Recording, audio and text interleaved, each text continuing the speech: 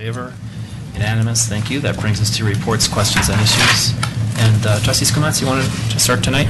Sure. So one thing that I've been talking to some of the communities and things like that, and one of the things I would like to do is a couple of meetings ago, a person came up and wanted us to reconsider the issue of the marijuana shops, and I'd like to go ahead and second Trustee Williams' possible interest in that and see that on a future agenda if we can do that. I think a legal business and sure. Do you want to do it potential as a work session, or do you want to have it as a topic of a board meeting? I think we need some information from town on what other communities have done, are foreseeing, I'm going to recommend that at a work session then, if that's okay. Start there? Mm-hmm. I'm willing to start there. Let's see. I would like to also see us put on the agenda this issue of the decision-making about, or at least get some idea of what the decision-making process is for this, for the town center public space, near-term versus longer-term versus cutoff of the 50 million and all that. If I could get some clarity on what has to happen so that we don't get into a position we don't want to be in. So if you could provide us some, what is it exactly that has to happen, by when, and what needs to be done to meet the conditions of either A or B. That would be really helpful to me, so I'd know where we're coming from. Is that making any sense to you? Mm-hmm. Okay, great. And can you add to what she is also saying is there's incentives and stipulations that were presented by the developer. If you do A, or if you don't do A, or if you do B, or if you don't do B, if you recall. That would be really helpful. Thank you. Trustee Pennington? And then timeframes, because yes. this came out tonight. Absolutely. We're working with a September 1 deadline. I don't think any of us knew. I thought, I didn't know it was that soon. I thought it was after November. So deadlines like when we would be able to have a vote. And the public survey process that ProStrike is undergoing with that, we got to get this all coordinated. Then in conjunction with the whole issue of what we're going to be seeing from ProStack and things like that, a while ago I'd asked for a Google map vision of where we already have green space and where we don't have sort of green space and that sort of stuff. And I think I can get a better sense of whether there's over or not over in certain neighborhoods or whatever, if we can get a Google map that shows maybe acres here, acres there, something like that, so I can really look at it before we go into the sort of the next phases of what we're going to do and whether there are neighborhoods that are in deficit or not. So clarification on that. We have a map that's prepared and passed, but are you talking about just active playing fields or just green? How about like Purple Park included as part of that? That type of space. I'd like to see designation of anything that's a park of any kind. Pocket parks, anything, playgrounds. Can I go back real quick on the marijuana thing? On the what? The marijuana? Oh, yeah, sure. You're just looking for what other communities currently do and how many stores they have? And what are their regulations or setbacks or all that sort of stuff? What kind of revenue are they looking at, possibly getting? What if we had setbacks like what's in neighboring community A or B? Where would that mean that, are there places that meet that? Would we have to change? If we were, how would we therefore want to change anything like that? And also Pros, cons, crime statistics in the area, if they've increased based on the marijuana. I've seen some of that already. Are going to be too new to have some of the information you're looking for. Well, we're just throwing out ideas on what's available. And Boulder went through some sort of public process and their council process where they worked on, a resolution and policy and procedures, and we don't need to reinvent the wheel. So I'd like to see what each community has already done on that specific on policy. Trustee Pennington. You know, one of the deal killers on this for me, when it came before us last time, was the fact of how much time it would have taken to write all the town code, and given a small staff, et cetera, then to enforce that town code, et cetera. So I'd like to know, as part of that, is, for a statutory town, has there evolved standard town code that could be just copied, maybe slightly personalized for this town? And then what is the experience of towns in terms of enforcement and crime and those sort of staff potential impacts? So just as an FYI, when we talk about that, unless there's like blinding new insight, will maintain my position that I think that it's probably not in the town's best interest to go there, but just as an FYI. Okay. Trustee And Skumatz. just to let you know, we do have, a number of our clients have allowed either medical or retail or both. So we do have Great. some standard regulations, and they do, we would have to have this discussion. They range from extremely strict to not nearly as strict. Manitou Springs being the most stringent there are probably Really? in the state, yes. So, I can give you examples if you like. Okay.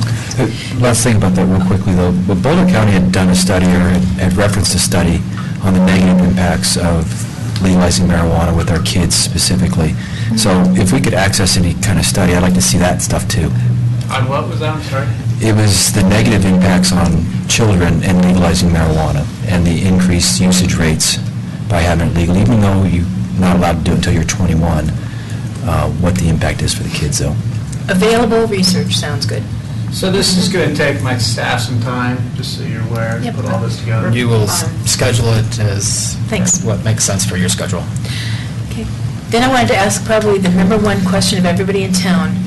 Please explain that 25-mile-per-hour speed limit, and is it for the dirt you're moving over there? Is it for the diversion diamond? When are we supposed to pay attention to it? There are no work people out there, so what do we do? So this is for the McCaslin. Diamond interchange.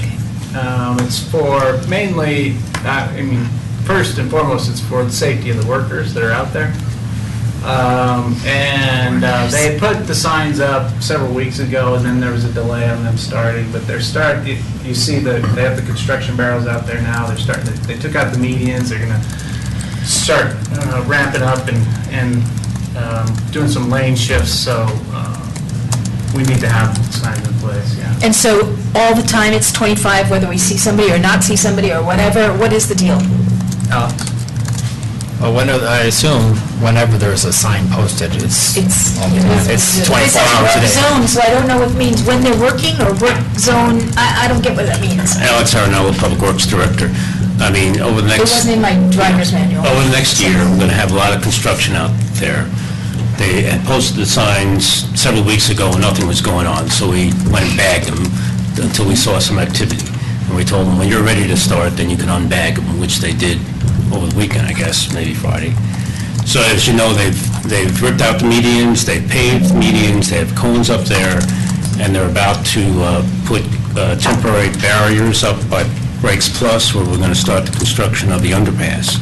And so they're going to be shifting all the traffic to the west, so there'll be a curve as you, a shift as you go through the Marshall intersection. And that's the reason why they're slowing traffic down, because they have to make this kind of a So brush then shift. the question is, it's 24/7? It's 20, because there'll be a lot of work going on at night. We would rather them work at night, but there'll be some activities going on during the day, but a lot of the main activities disrupting traffic will be at night. So it's hard to, I just wanted to be clear, because I wasn't clear, and if I'm not clear, there are likely one or two others who aren't clear out there, so. And then the other question I have is, how long will it be till the diversion diamond is done? What's the planned finish date? I have that on Well, my report. the best case may be next October, November. This year? Next No. Oh, golly, Yeah. okay.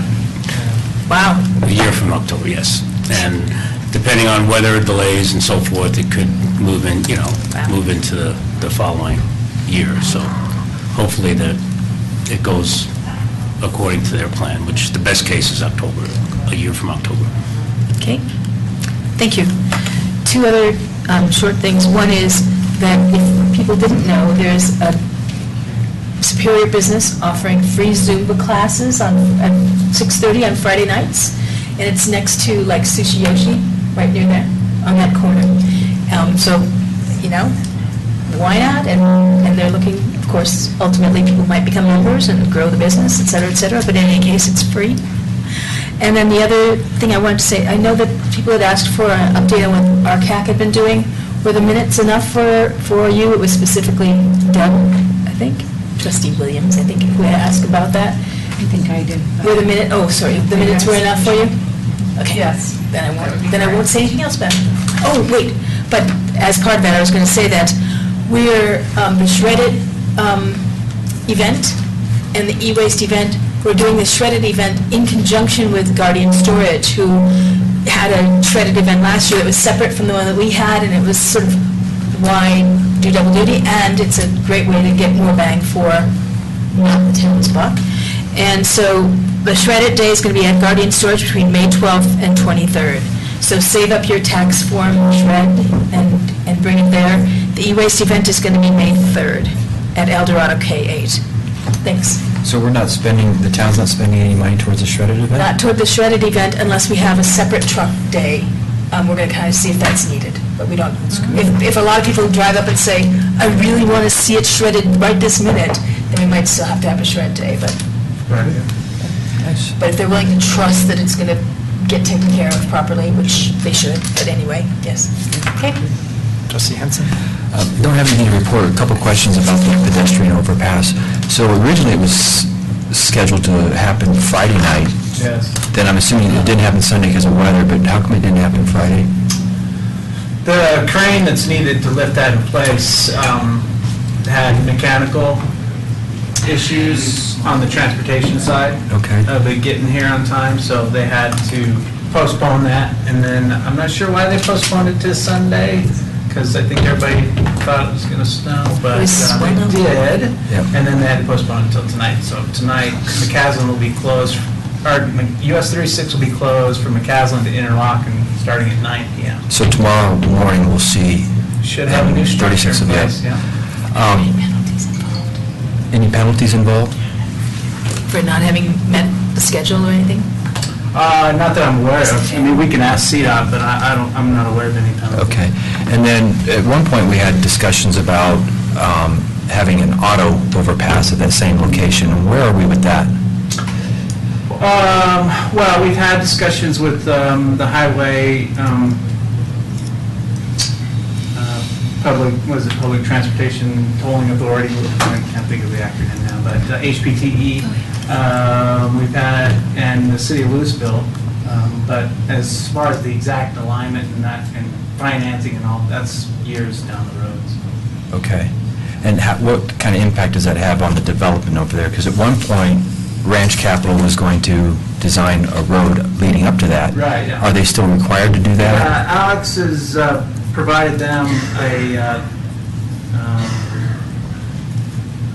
an alignment of where it could go, and just so that they could try to work that into their existing roadway connection that they plan on building. So they're working on that. Okay. So is it... And the city of Louisville on their side has to work out exactly where it would go as well. Yeah, and is that something Louisville is entertaining, assisting with, as far as financially goes? Oh, yeah, it would have to be a partnership, yeah.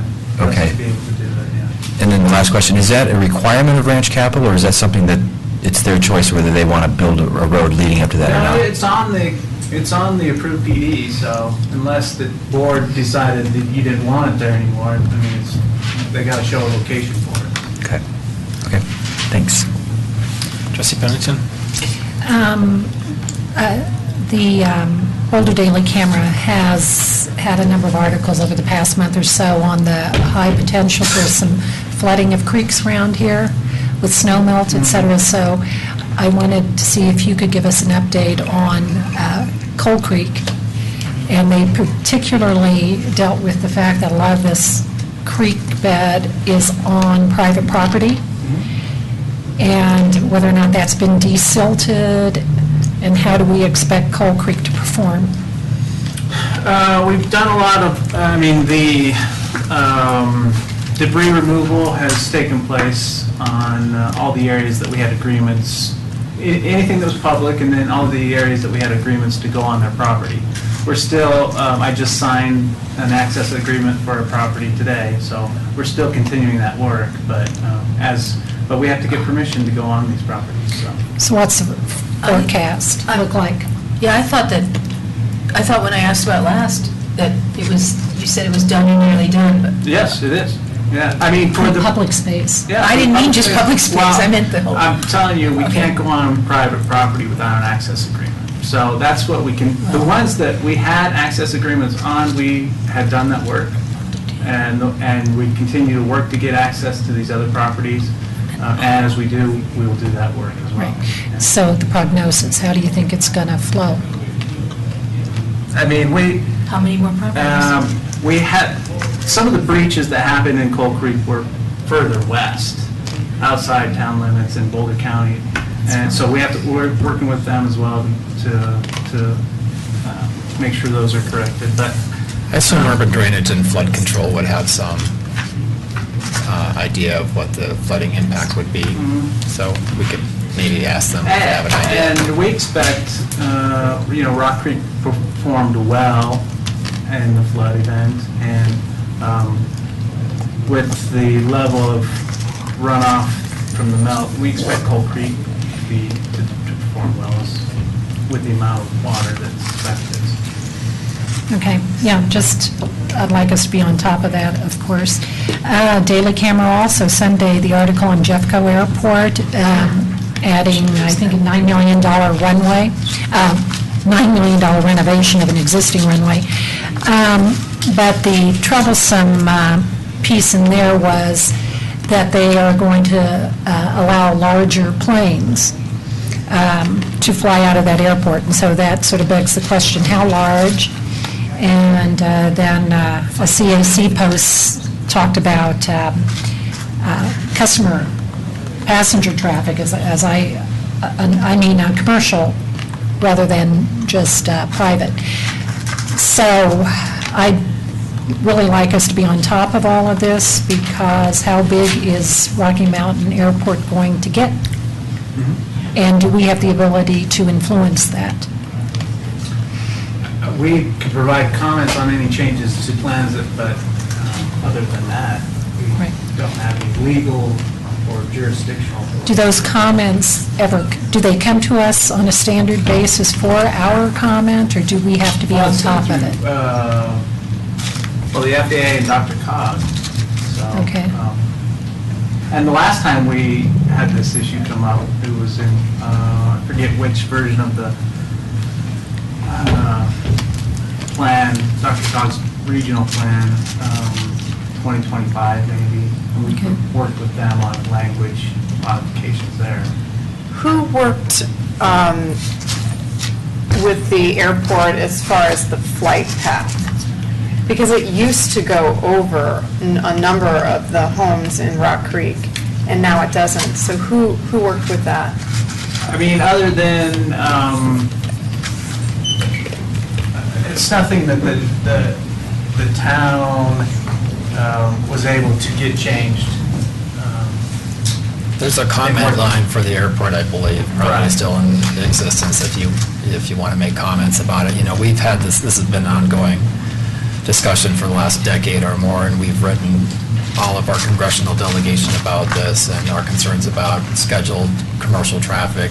So it's, we need to keep on top of it, but it's unfortunately not a new. And I think the change in the flight patterns was more as a result of a decision of the airport management Yeah. than Well, it sort of also has the subtext of Jefferson Parkway, because some of the purpose of Jefferson Parkway was for build-out of Rocky Mountain Airport in some capacity or the other. So I think it's very substantial to this town and should be very actively monitored. And if there is there are ways we can be part of the conversation. I think we should seek those.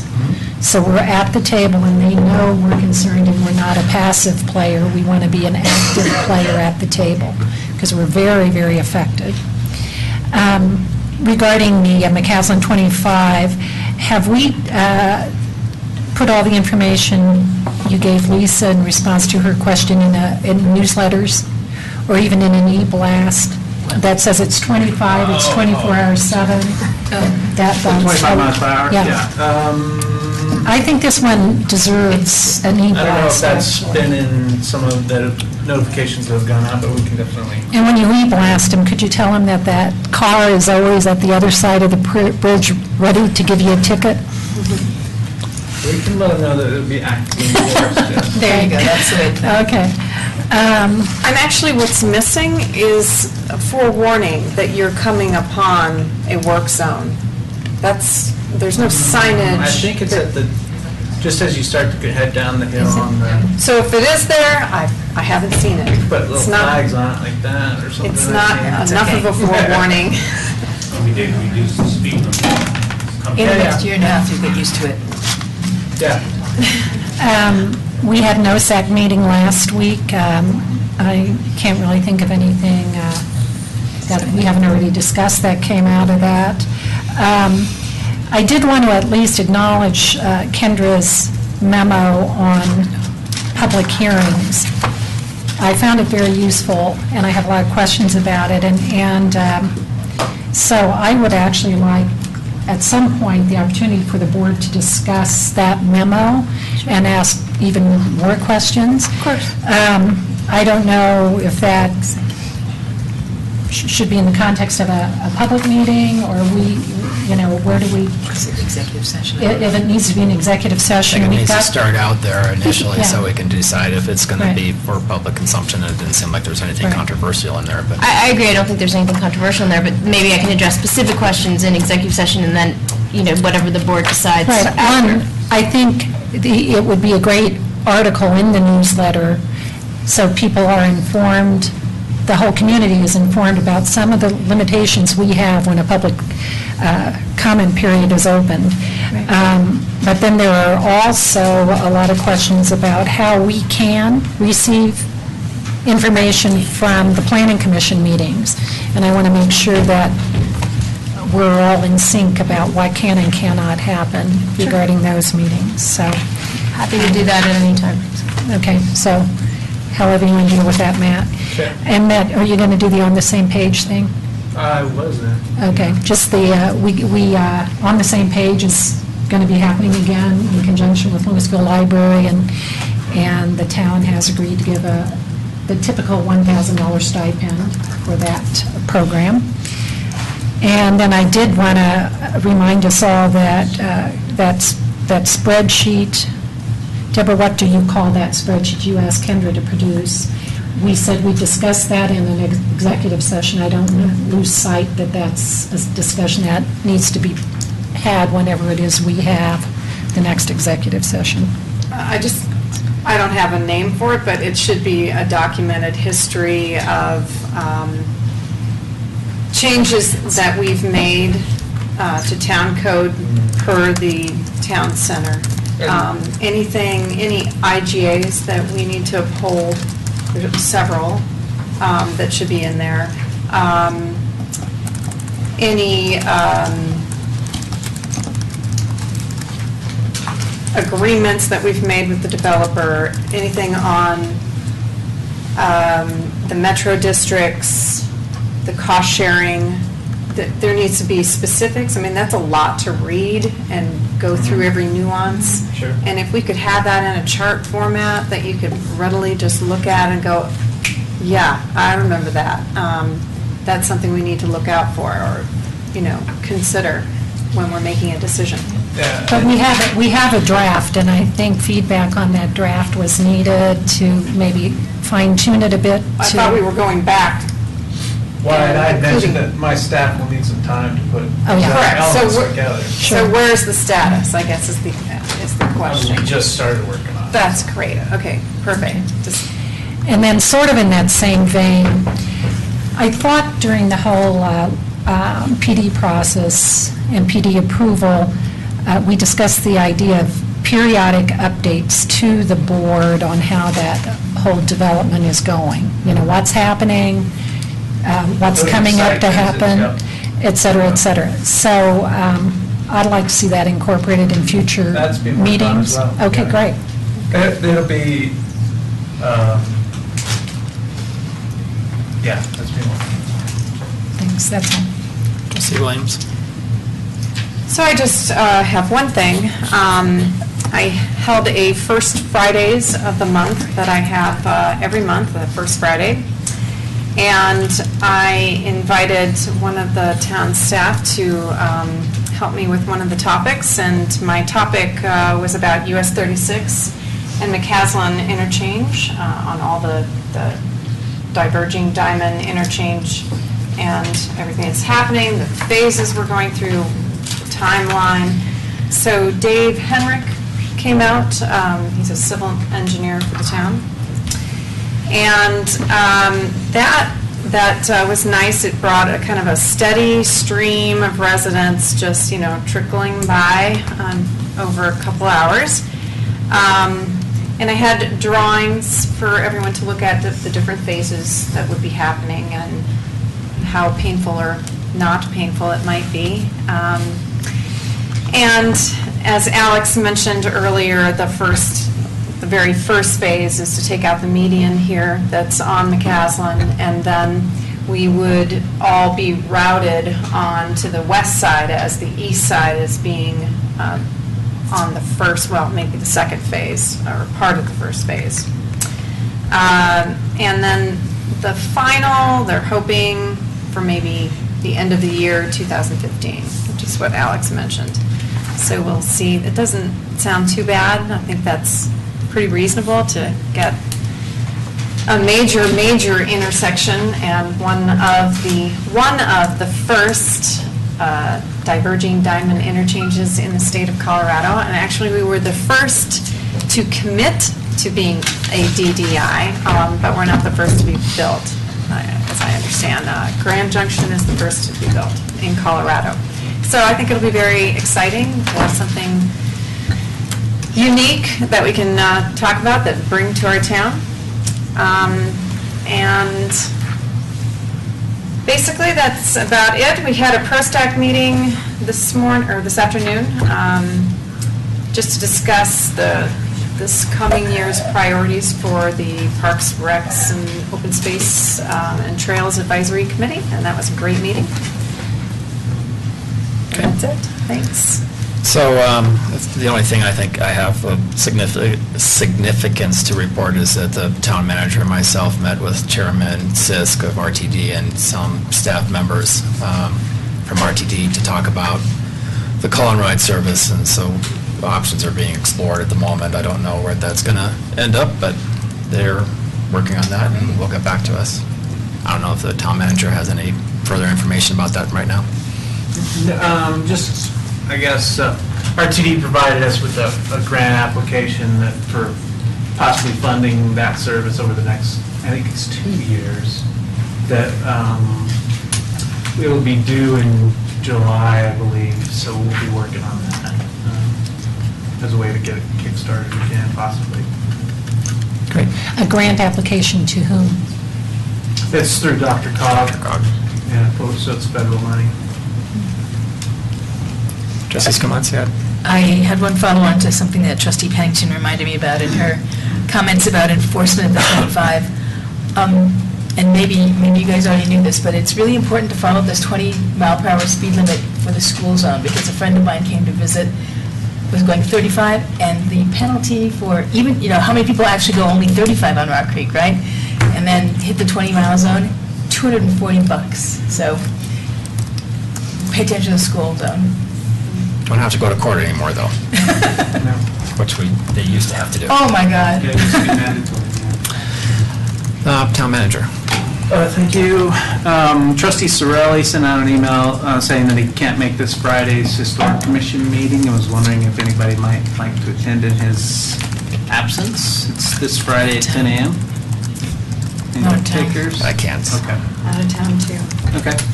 Also, the Historic Commission has their spring education program April 24th at 7 p.m. here at Town Hall, and they'll be doing a presentation by Steve Lee on Otto Mears, who's had a lot of, was a pioneer in the area and did a lot of toll road work and different things, so if anybody's interested. Again, the US 36 will be closed between McCaslin and Interlochen tonight from 9 p.m. So, for the public. And there's still viewing opportunities at Avista? The viewing opportunity is over at Avista Hospital, I believe. Yeah. At 2 in the morning, in case anybody's interested. It might be a little cold, so we'll take a jacket.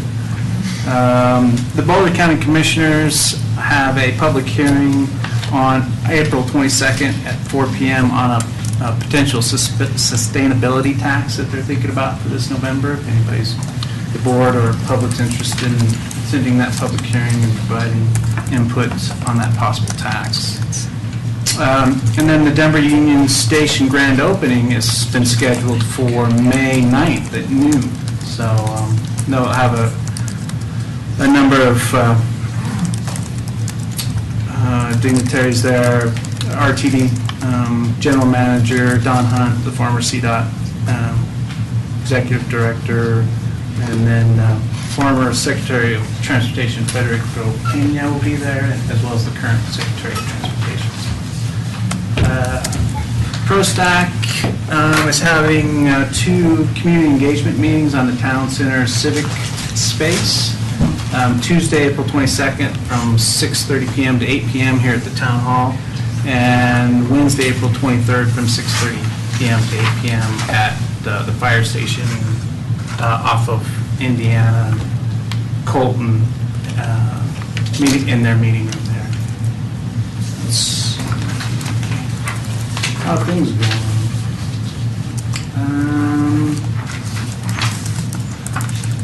I think that was it. Okay, thanks. Matt, did you ever publicly announce on camera that promotions, staff promotions? No. Would you like to? Sure. Had a couple of changes to the staff organization. My assistant town manager, Beth Moisky, had an opportunity to take a job with the Downtown Denver Partnership, so she left us to take that position, and wish her the best, and she seems to be doing well in her new position. As part of that vacancy, I made the decision to promote Martin Toth to the assistant town manager position, which created a vacancy in the Parks, Recreation, Open Space Director position, and I filled that by promoting Patrick Hammer to that position. So they both seem to be doing well, highly qualified, and I'm extremely happy with the decisions that have been made. Thanks. Great, thanks. Town Attorney. Quick update on the Randall case. If you recall, the court ordered Mr. Randall to pay us just over $11,000 in court costs. He has not paid that yet. I did contact his attorney. Apparently they are considering whether to appeal, so they will let me know. But I did at least get a response, which is sometimes more than I thought, so. It's like the Energizer Bunny. Just keeps going and going. Exactly. So I will, of course, keep you updated. I just got that email today from his attorney. So their appeal time is up the first week in May, so they'll have to make a decision before then. Okay. Thanks, Town Clerk. And can I just ask, if he doesn't pay the $11,000, is there garnishing Yes, possibilities? there are a couple yeah. How do you handle this normally? There are a couple possibilities. We can hopefully get the judgment entered in New Mexico where he is, and then hopefully garnish his wages. Is that where he is? Okay. Yes. Well, that's where he was the last I heard. So we would check that first. But last I heard, he was in Los Alamos. So Okay. Anything else? that's it. Town Clerk? All right, thanks. That brings us to item number 5, public comment on consent agenda and non-agenda items. George, I'm going first. Gladys's time, okay. Gladys Horshey, 404 South 3rd Avenue. This meeting is being taped, I'm assuming? Yes. residents will have, excuse me, the opportunity to comment on number 8 and number 9 at the time that comes before the board. Okay.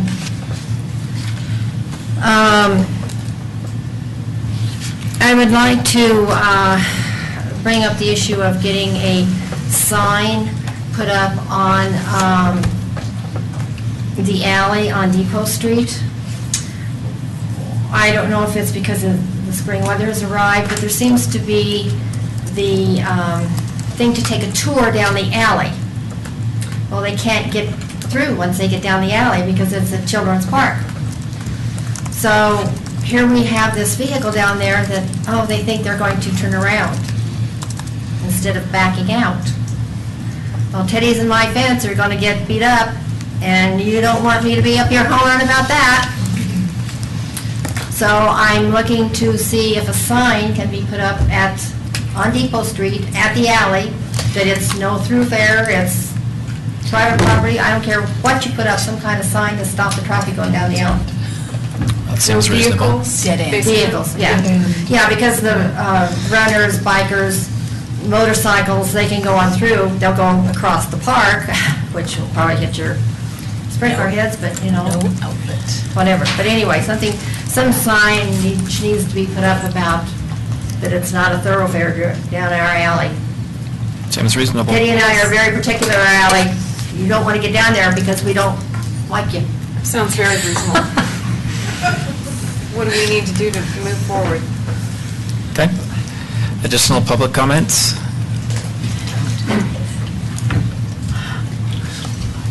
My name is John Wilson. I live at 2727 Limestone Place, and I'm running for the board for the fire district, the Rocky Mountain Fire District. So I thought I'd introduce my name, get my name out there.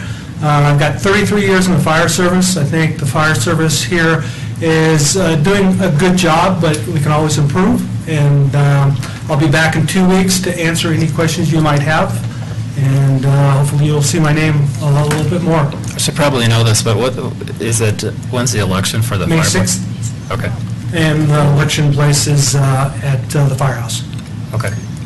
So, I don't know if we know other candidates for the position, but it'd be nice to either have an open forum or someplace on our website where people could look at positions about that, so. Right, yeah.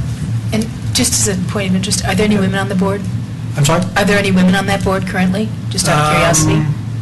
No, there is not. Thank you. Yep. Thank But you. there is one running. Okay?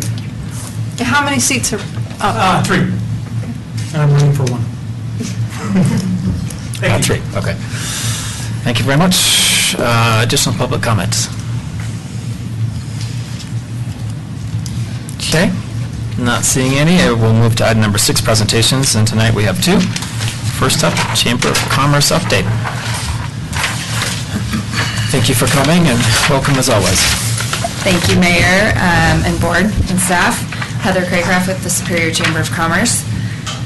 As we approach midway through April, I know it's hard to believe, but June is around the corner, which means we're working on our annual dinner, which you will be receiving an invitation for Tuesday, June 3rd. And part of that event that I wanted to really take this opportunity to advertise are our community awards. And truly, the solicitation for nominations is why I'm here. We actually have awarded 6 awards since the year of 2008. Many of you in the room have been recipients of those. And the 6 awards are Educator of the Year, that obviously would encompass any educator from Superior, Monarch, Monarch K-8, El Dorado K-8, and Monarch High School that service our community, and any candidate from those academic institutions that goes above and beyond to create a superior learning environment for their students. The second one is our Independent Business of the Year, and that is what we describe as a business of 25 or less employees that has been both successful and active in our community. The Volunteer of the Year is an individual who gives of their time to make our town superior.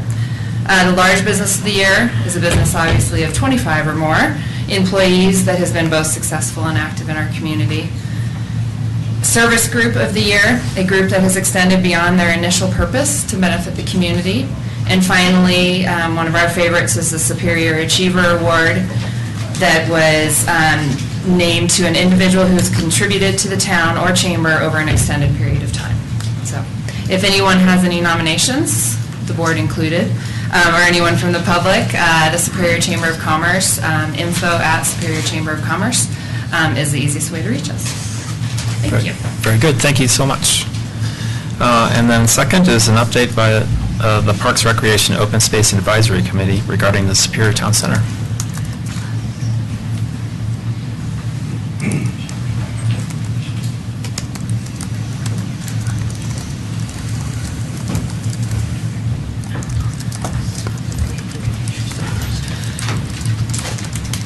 Patrick Hammer, town staff, here tonight with members of ProStack to update the board on the public engagement process for the dedicated civic space for the Superior Town Center. We've got a brief presentation, talk a little bit about the process, and I'll hand it off to Shannon with Design Concepts, who can show you a little bit of where the community has gotten us to this point with some feedback from ProStack.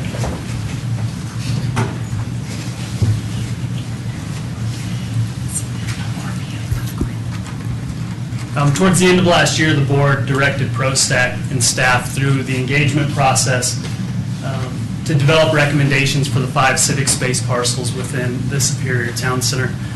The public process that Superior has gone through over the past couple of years has been very successful on other town parks. Autry Park, the 3 elements that went into Autry Park came out of the civic community engagement process, and then the successful process with Founders Park resulted in what you see down there now, where the committee hosts with the consultant group a handful of open houses to collect feedback from citizens. We go through rounds of revisions to refine those comments down and ultimately form a recommendation to give to the town board. We advertise for the community meetings through our normal town media, which involves the new newsletters, e-blasts. We've continued to use the EngageSuperior.com website, which is, we've been able to get some good feedback on ideas and opinions through that avenue, dedicated e-blasts, and then beginning, I believe, last year, we started to put the flyer boxes around the community at high traffic areas, and that's been really successful as well. North Pool, South Pool, down by the ball fields, key intersections going to schools. So that was something that we've added that's been really beneficial, advertising for the opportunities. Just to briefly touch on the dates, ProStack, working with the consultant, started this process towards the end of last year. Handful of meetings with the consultant team, and then beginning in February, started the community engagement meeting. And really, kind of the point of these meetings is we had 2 scale concepts for the 5 parcels, and then 2 scale cutouts of various uses, ball fields, pavilions, restrooms, parking lots. And the exercise with the citizens was to place those items within these parcels to see conceptually what would fit. We had about 65 to 70 people from various backgrounds. We've had the scouts attend. We've had a handful of people who were just interested in the town center process attend, so we've been able to get a good range of participation out of that 65 to 70. After the first round, ProStack went back and kind of started to review some of the feedback from the community. We're here tonight just to kind of give you a quick update on the process. As the town manager mentioned, we've got 2 community meetings coming up on April 22nd and 23rd to further refine kind of the parcels, begin to collect more feedback. May 21st, the committee is going to meet to start to formalize a recommendation, and then June-July timeframe, come back with a recommendation to the board on the 5 civic spaces. With kind of the background on timeline, I'll go ahead and hand it off to Shannon Weber with Design Concepts, and she can start to go through the individual parcels. Great, thanks.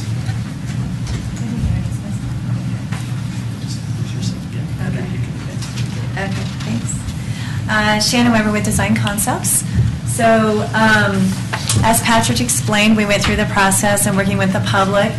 This is the overall map showing the different parcels that we went to the public with. So there's basically parcel number 1, I'll call it, parcel number 2, parcel number 3, 4, and 5 down here in the corner.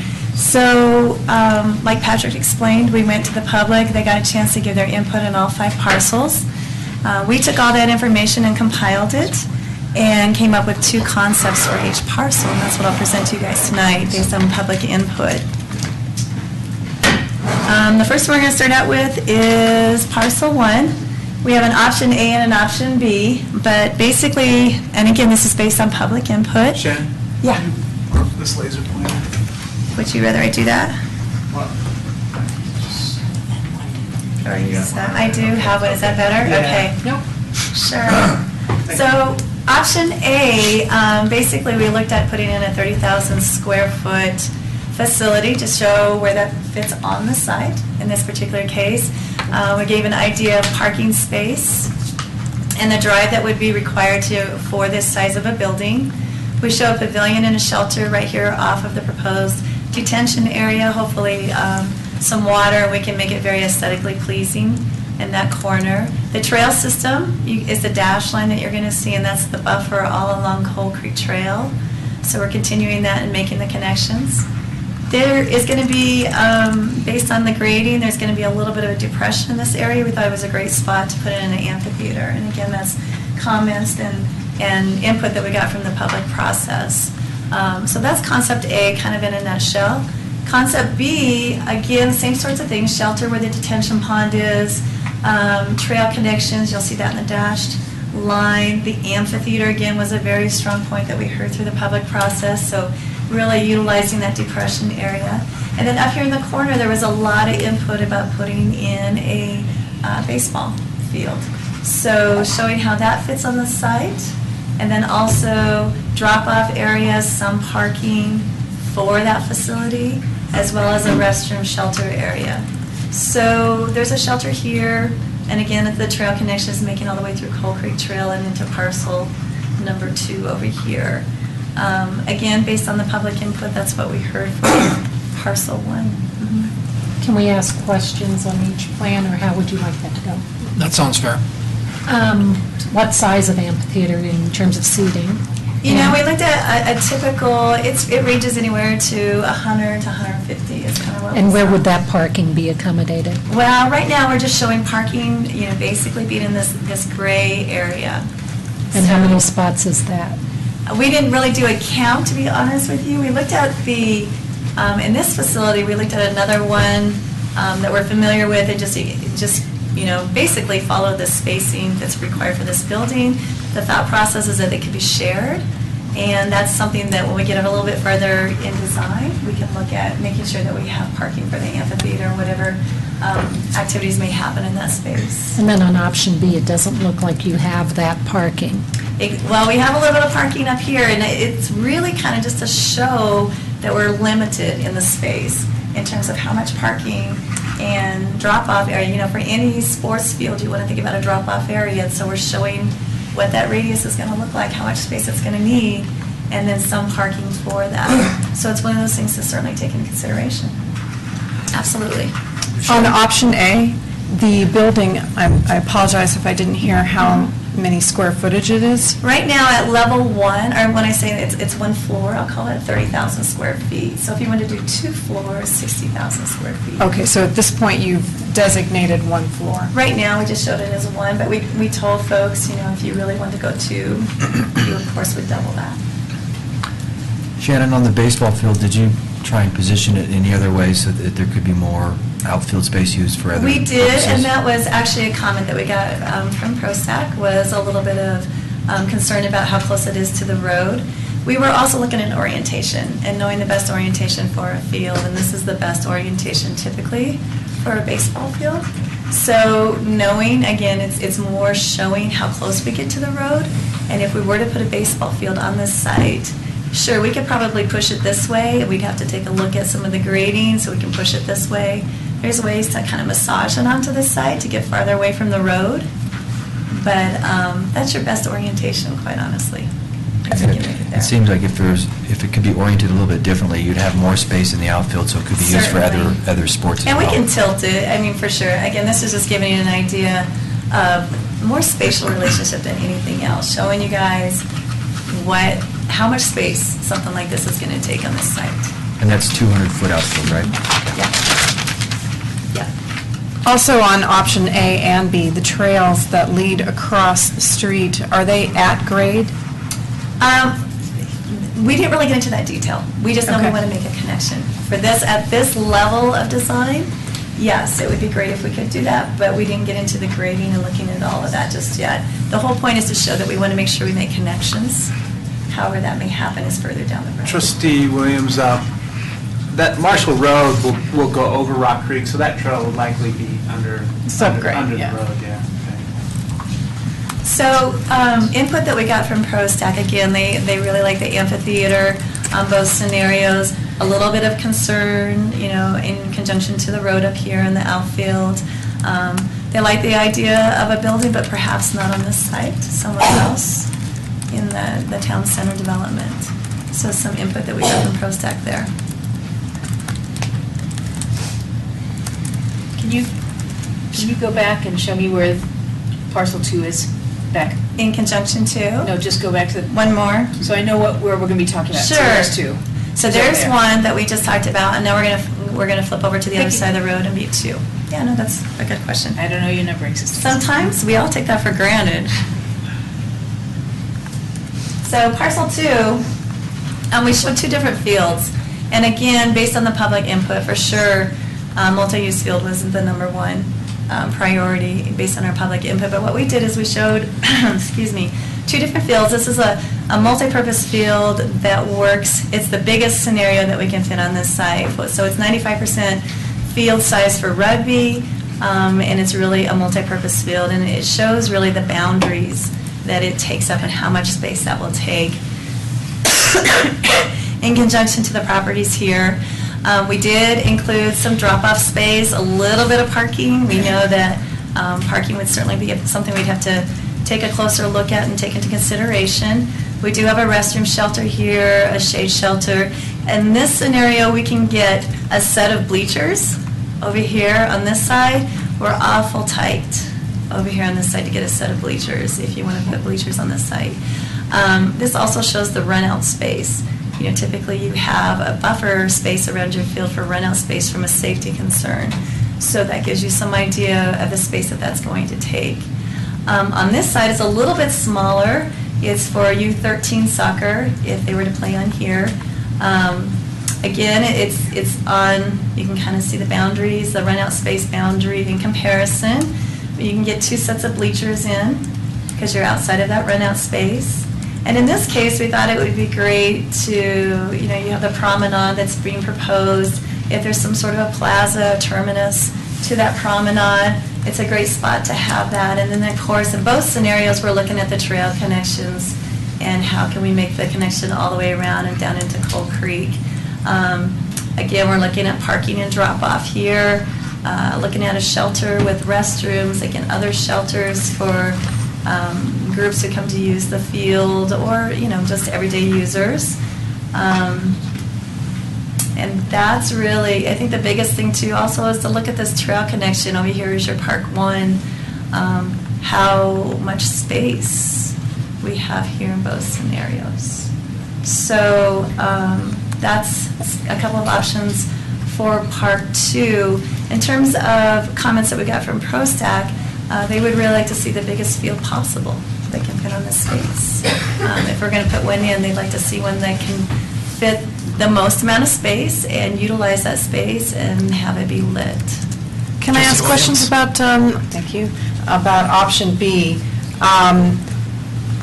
If you turn the field vertical, does it fit in that space, and does it allow other amenities to be in that space? No, it doesn't. There's a couple of things. It doesn't fit. My laser's going, I think, out on my thing here.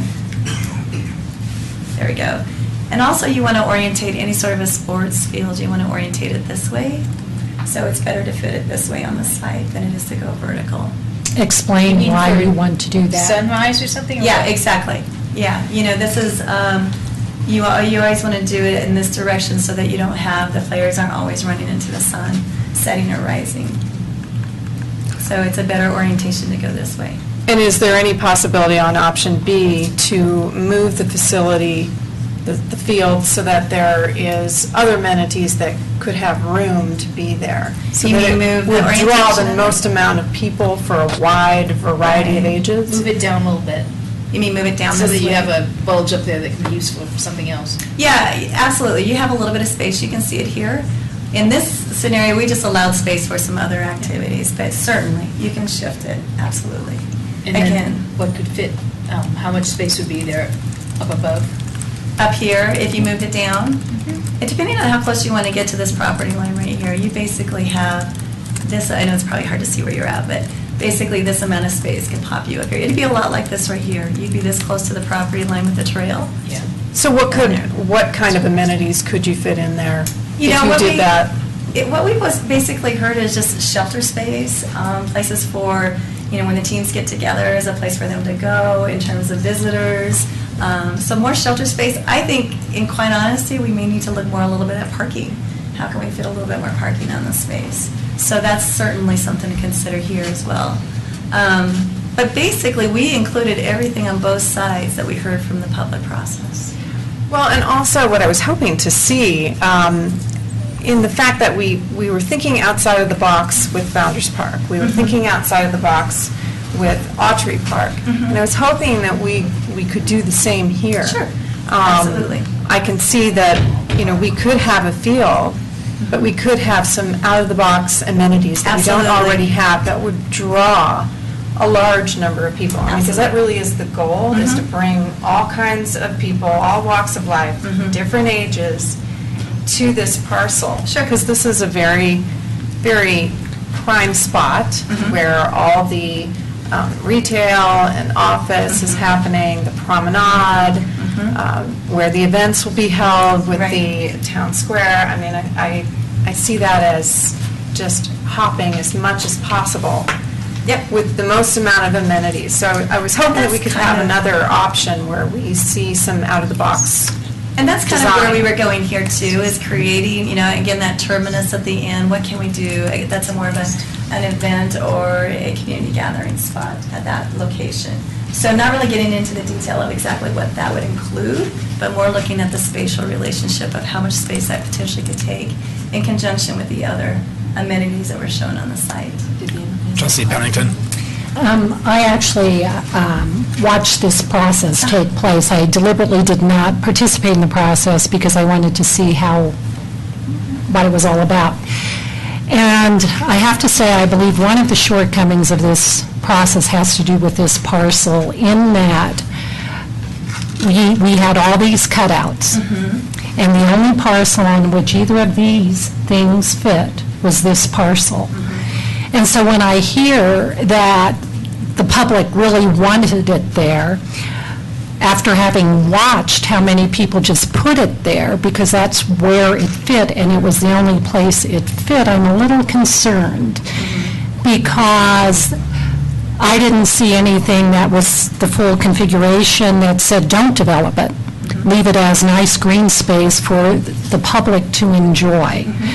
So I'm pleased we have 2 more meetings, and I would hope that that explicitly is dealt with in there, because otherwise, there wasn't that bias.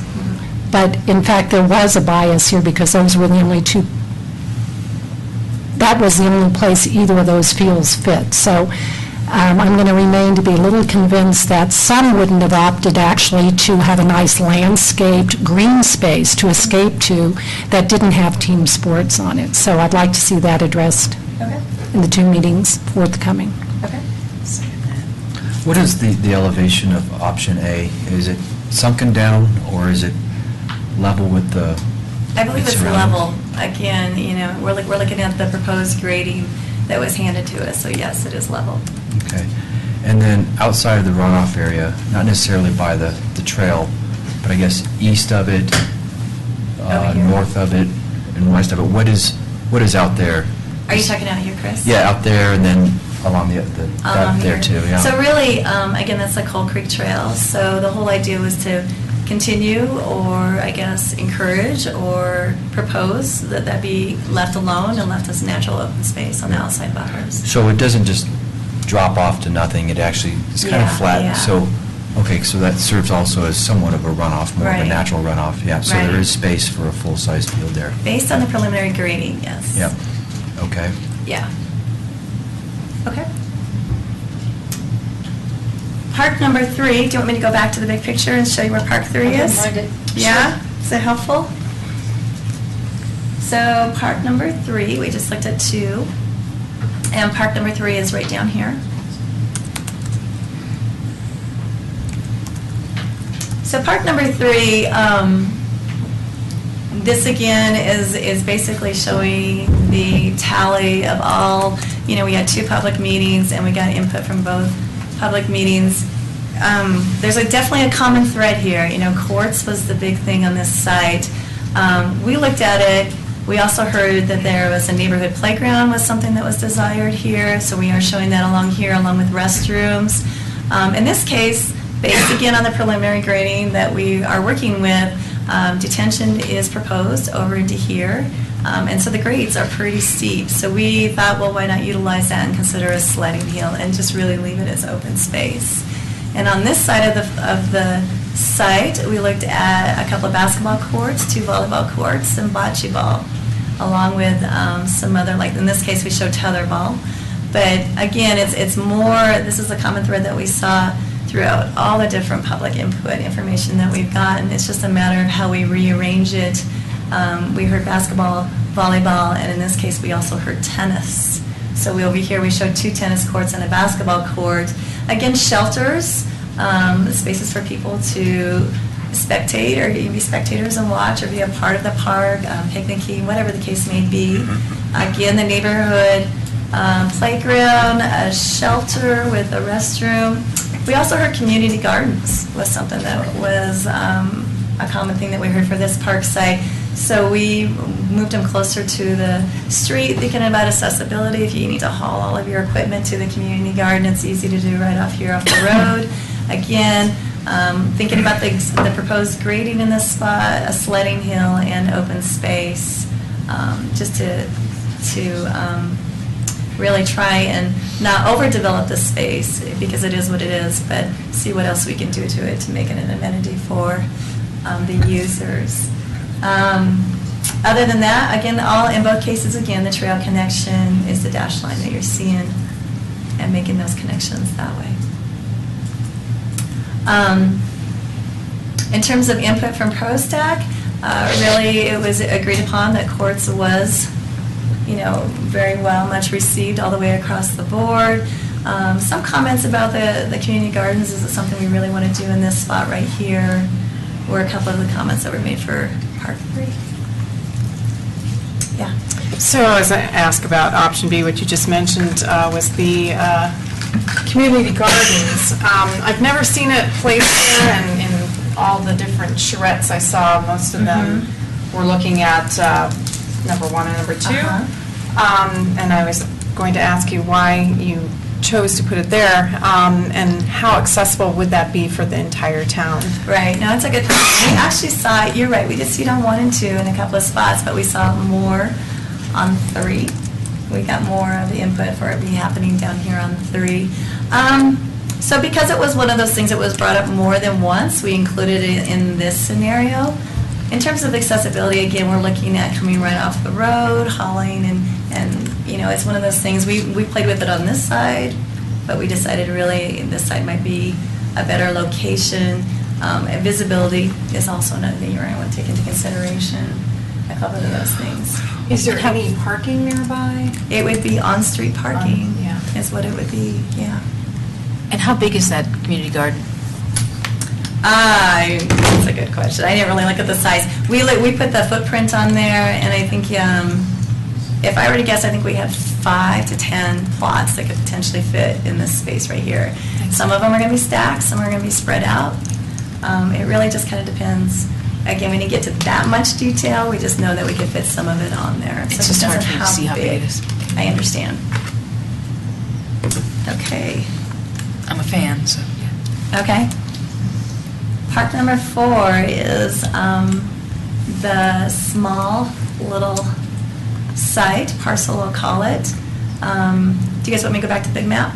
You know where it's at? I think it's okay. Once you, yeah. You want me to? I Yeah. can. I don't mind. For the viewers. Sure. Parcel number 4, so we were here at 3, so it's right down, and this is parcel number 4. So you can see size-wise, it's significantly smaller than 3. And of course, 1 and 2. And then point out 5, just for Sure, future good point, reference. Chris. I can do that right now. 5 is down here in the corner. So again, it's a very small spot, but it's in terms of location, we're down here at the very end. Shannon, with your pointer, could you draw the outlines of 3 on this map as to what we saw Sure. just previously? And this is going to be really rough, but basically it's hitting this corner. It comes up, I believe, Sandy, I'd have to look back at the map, but it comes, and then we cut right that little bit of detention that I showed you on the map, so we had the sledding hill, cuts right across about right here. And what happens to the rest of that space? What is all that around the cemetery? Open space? Yes. Yes. Okay. Is that natural open space, manicured open space? Natural.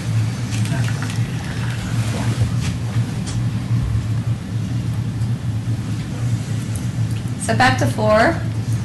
We looked at 2 different scenarios. In this case, one's a little bit more formal than the other. Option A, very formal. Looking at landscape space, this is these kind of grade area shrubs, basically a main walk that goes through the center of the parcel, a gazebo in the center, meant for more just casual hanging out, a very passive, I'll call it, use for this park here. And again, a little bit more formal and probably a little bit more manicured. This scenario over here is a little bit more casual, a little bit more functional for active play, a big grassy area. We do show a splash pad in this upper corner, a pavilion on this end, and again, the trail system that wraps around and gets you through and out. So basically, those are the 2 concepts that we heard. And, you know, again, from the public process, splash pad was something that we consistently saw, as well as a gazebo and a shade shelter and that sort of thing. So other than the splash pad in this scenario, basically, and I guess a big grassy area, they are very similar in terms of use. So no swing sets or that sort of stuff? No. We saw it being, if there is any, we did talk a little bit about passive play. I know that's a little bit of a buzzword, but maybe not something so manufactured in terms of play at the site. So information that we got, or input we got from ProStack, is they like the less casual layout and the functionality of this spot here on 4. The less casual one? More casual, sorry, yes, more casual. And a little bit split on the splash pad in terms of some wanted it, some didn't really think it was necessary. It seems like a splash pad should be down in the town square. And that was comments that were made, yeah. I'm sorry, what? No. It is a desert or whatever, so, you know. Yeah. Seems kind of crazy to me, but, all right. Okay. Okay. And then, because I already popped back to the big map, I'm going to go right on to 5. Way down here in the corner, one of the things that we heard is a skate park, you know, or a skate spot, maybe is a better term for it. We went ahead and showed what a skate park, like the size of Louisville's park site, looks like on this. This is the same exact square footage, just to give everybody an idea. And then to show what parking would look like for a facility. And again, this is about the same amount of parking that they have in Louisville. And we include restrooms and a shelter. Over here, again, what we heard a lot in the public process was sport courts. In this case, we showed 3 basketball courts. You could also trade that out for tennis courts. We heard both things, basketball and tennis, and maybe it's a combination of both. It's certainly, we need something, whatever goes here in terms of courts, looking at option 3 or park 3 and seeing if we can offset each other a little bit. Again, we show a restroom and a shelter in this corner here, but this is something that you would have to think about parking and you know, people getting to the site, accessibility and that sort of thing. and thinking about the space needed for that. Because we don't show it on this site, we show just where 3 courts fit on there, but in this case, we're showing parking for the skate park, just to give you an idea of scale. So, input from ProStack, again, some comments, is this really necessary? Is this something we really need?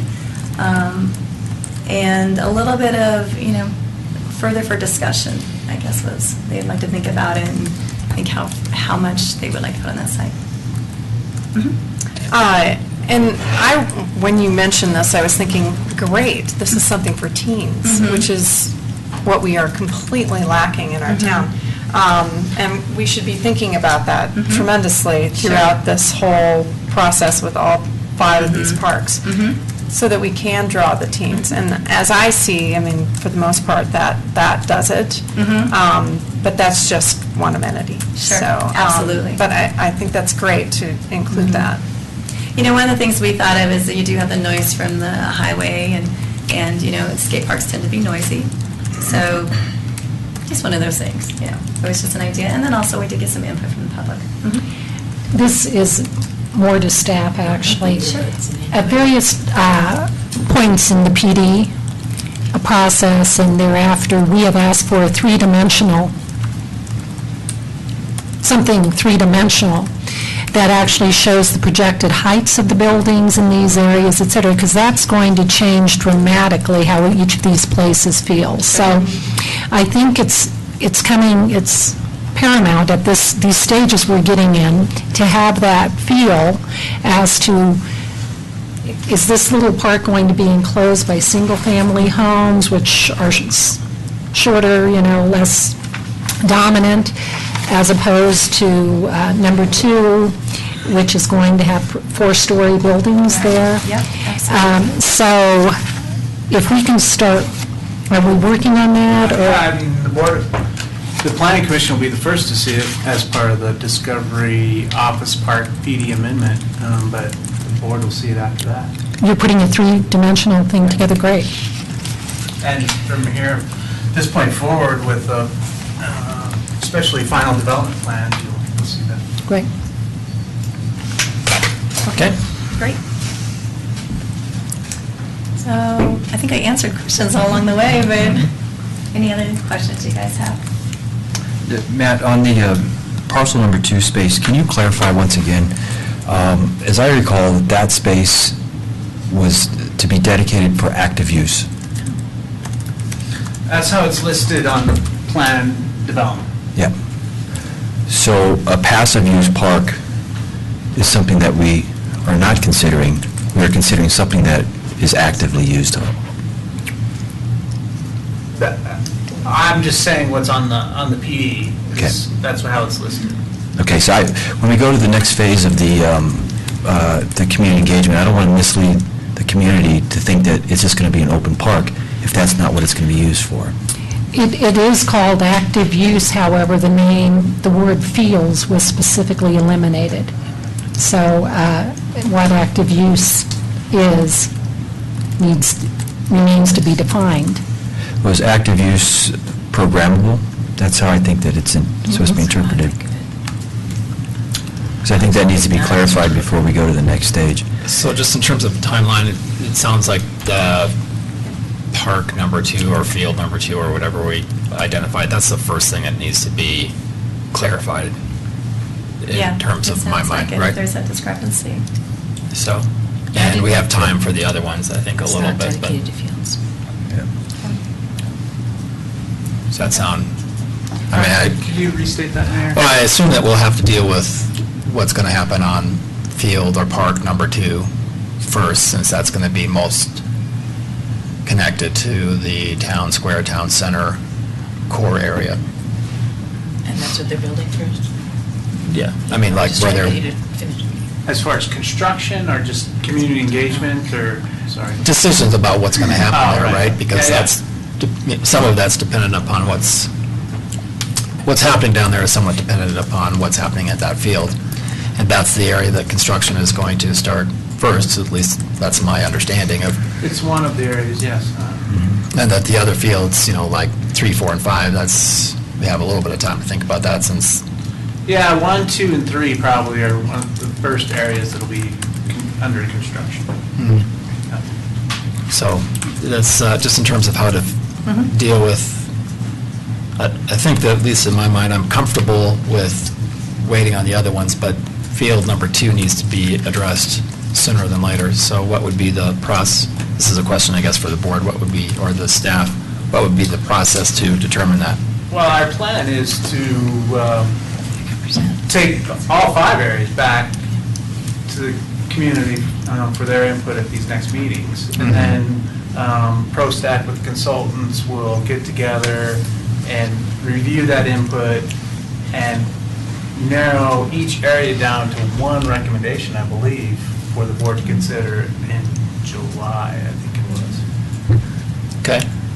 That's our... That's fine. You know, once again, you know, if they want to deal with 5 and 4 and whatever, that's, you know, beautiful, but at least from my decision-making process, I need to know what's really anticipated. And I think we get, not the expert here, but I'm guessing that we get more participation from the public if we do more areas, rather than trying to have public come back just for 4 and 5 at a later time. So that's why we're planning on doing all 5 at once. But I understand what you're saying about... Yeah, so I mean, if there's any delay while the process is going forward, then I would like a interim report about what's happening, what was the decision about 2, while you're working on the rest of it, if there's any holdup.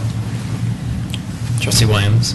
And how I see this, and that your plan is fine as far as timing and which ones are coming up first, but as I see it, this is basically the last few parks that we've got left. And what I'd really like to see, which I do believe the developer said point blank, we're going to make this the best ever.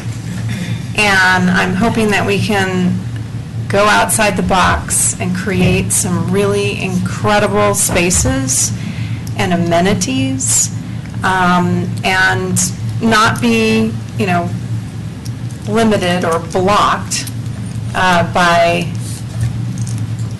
the status quo of how a park is designed, so that we can really have this great park. Because as I remember Randy, who's sitting here today, saying that these parks are going to be incredible, and that's what I'm hoping to see. So we really need to look outside the box, because this is all we've got left. There's nothing left. I have a few more questions, but do you have anything else that you need to present, or anything from ProStack that they want to add to any of this? Okay, Trustee Skumatz? Yeah, and I guess I agree with Trustee Pennington. I wasn't expecting to see only fields as an option in that bigger space, so, thanks. So my comment about space too is that, you know, I'm open to looking at different things, but I would be flabbergasted if I personally would be interested in anything else besides an active field down there for whatever reason. And I don't know if you think that the smaller field would be programmed more or would have more use versus the larger field, or do you have, in your professional judgment, do you have an idea, or do you think it's 50-50, doesn't make a difference? You know, the bigger one, definitely, you can do some, you're going to have more options. And really, it's a multi-use field, so it's going to be a big open grass area. There really are no structures or anything like that to really define that space. It's a big open grass area that can be striped for whatever activity is being programmed there. So whether it's the rugby team coming in to use it, or it's a Little League football, or it's a soccer game, whatever it is, you have a lot more options, of course, the bigger it is. The thing to just think about is the boundaries and how close you're coming and encroaching upon those boundaries and that sort of thing, and how important that is to the overall space, quite honestly. All right. Yeah. Trustee Pennington? I'm very uncomfortable with using the word programmed at this stage. Sure. I think that's a presumption, and it's a dangerous presumption. Okay. There are lots of ways to have active recreation without programming. I mean, we went through this on Founders Park. Absolutely. Ad nauseum, and we deserve to have the same conversation here, because, again, this is intended to be sort of urban living, 4 stories up. these people who own these apartments and condos should be able to expect some green space to go out and hang out on. And they shouldn't necessarily have every square inch taken up with a court or a field or whatnot. I have sons who live in urban-like environments, and that green space is valued.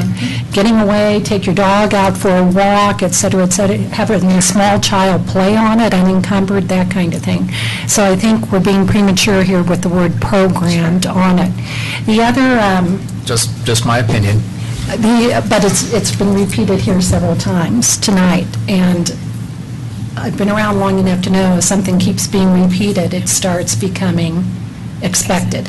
The second thing is, as I sat through a couple of these processes, and again, I was just sort of the bird's eye view, just the silent observer in the room, I would have liked for us to make clear the comp plan and the other available spaces we have in this community where some of these amenities more appropriately fit.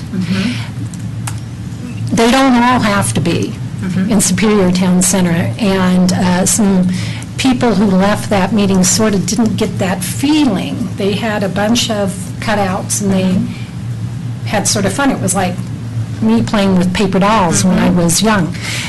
It was fun making it all fit. So that's the challenge we as a board have. We've got this whole town, and where do things best fit for the town as a whole? It's not to get every remaining need met in those 160 acres, or heck, that's, I wouldn't even count that 160. But The goal wasn't to fit every one of those things. I'll add to that comment is the specific purpose for this process is to determine what we would like to see on these areas, though. Yeah. But I hear what you're saying. But if people didn't but clearly that's- understand, if the residents who participated and those who want desperately a baseball diamond didn't understand that it might be out by El Dorado K8, or it maybe could be on the Turnbull property, they came and said, we're going to put it here. We're the people who have to now say, a lot of demand for a baseball diamond, but where does it best fit? So, just a comment. Good one. So, let's see, this might be a question for the property owner / developer. So, my question is if the hotel has an idea, or if you have a particular preference one way or the other about what would happen on area number 1.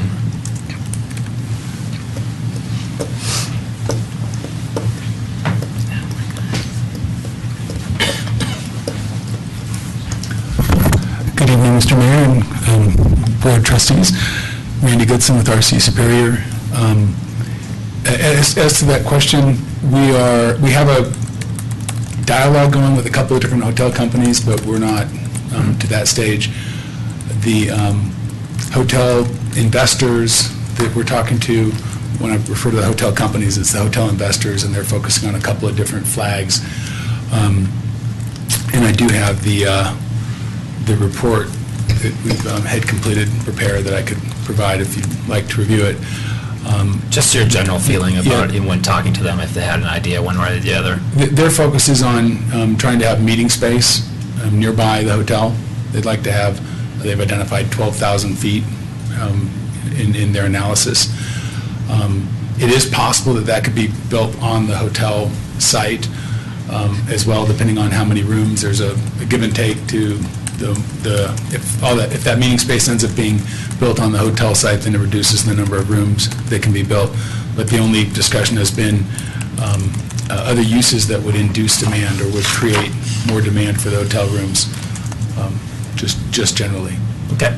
So my only thinking about this, and it's probably it's probably premature, and there's probably no way of knowing this answer, but, whether or not the hotel investors would want to JV on some of that, would they want their travelers to be able to go to a rec center? Would they want to control or operate some of the meeting space that might happen on that location? So it's just a thought, and once again, it's probably hard to answer that question unless you say, no, they're not interested in any of that. Along the corridor, the example that comes up quite a bit is the Westin Hotel in Westminster, where apparently the meeting space there is actually on a parcel owned by the town and was paid for by the town, and the hotel manages it. It seems it is contiguous, and it seems like all one big space, but that effectively is public space that's not owned by the owner of the Westin Hotel. It's owned by the town, and that's how they accomplish that. And I believe the St. Julian is looking to expand their space in Boulder by doing the same thing, by having the city of Boulder somehow subsidize that space. It ends up being typically managed by the hotel company, and they share whatever revenue they get with the town or with the city of Westminster. I don't know the terms of that sharing arrangement. So is it a shared space that the town actually uses as well as the hotel? It's, well, I'm not sure if the city of Westminster uses the space, but the space is available for meetings, and the charges vary depending upon what the organization is. I don't have the details on that, but I know there's nonprofit organizations that get to use the space for free. I just happen to know that. I don't know if there's a limitation, or if it might be like the BVI space, there's use that's available to the town for free. So I don't know those details. Justice Gomez? And from my own opinion, and maybe other board members agree or disagree, but that's essentially talking about more incentives, and I'm not interested in more incentives, so. Depends on how it's all structured, so. So, all right, thanks. Thank you very much. Do you have any feeling about what was presented tonight, or?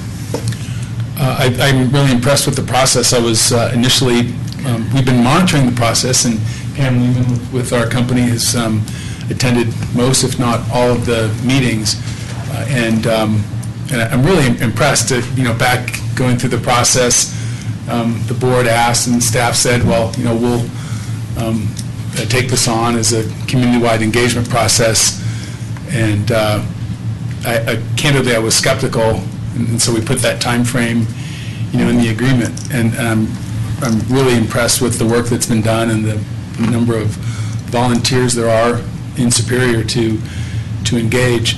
I think there's merit to all of the plans. I appreciate that there's dialogue that the board needs to have on what the uses of the parks are. My impression from, or my belief from the dialogue that we had going through the process was that we had identified that the park right next to the pedestrian promenade, where we have a restaurant overlooking that park, that we had identified that as needing to be active recreation, and the label on the PD does say active recreation programming to be determined by the town. I think if it ends up being an open space park, I guess I would just repeat some of the dialogue that we had during the process of approving the PD amendment. And to what Trustee Williams said, these parks and fields, the bigger they are, the more people will come to them, and using a field as a unique draw for people would be our hope, and I think it'd be a great use. We have every use imaginable and identified in the PD. We have the list of approved uses.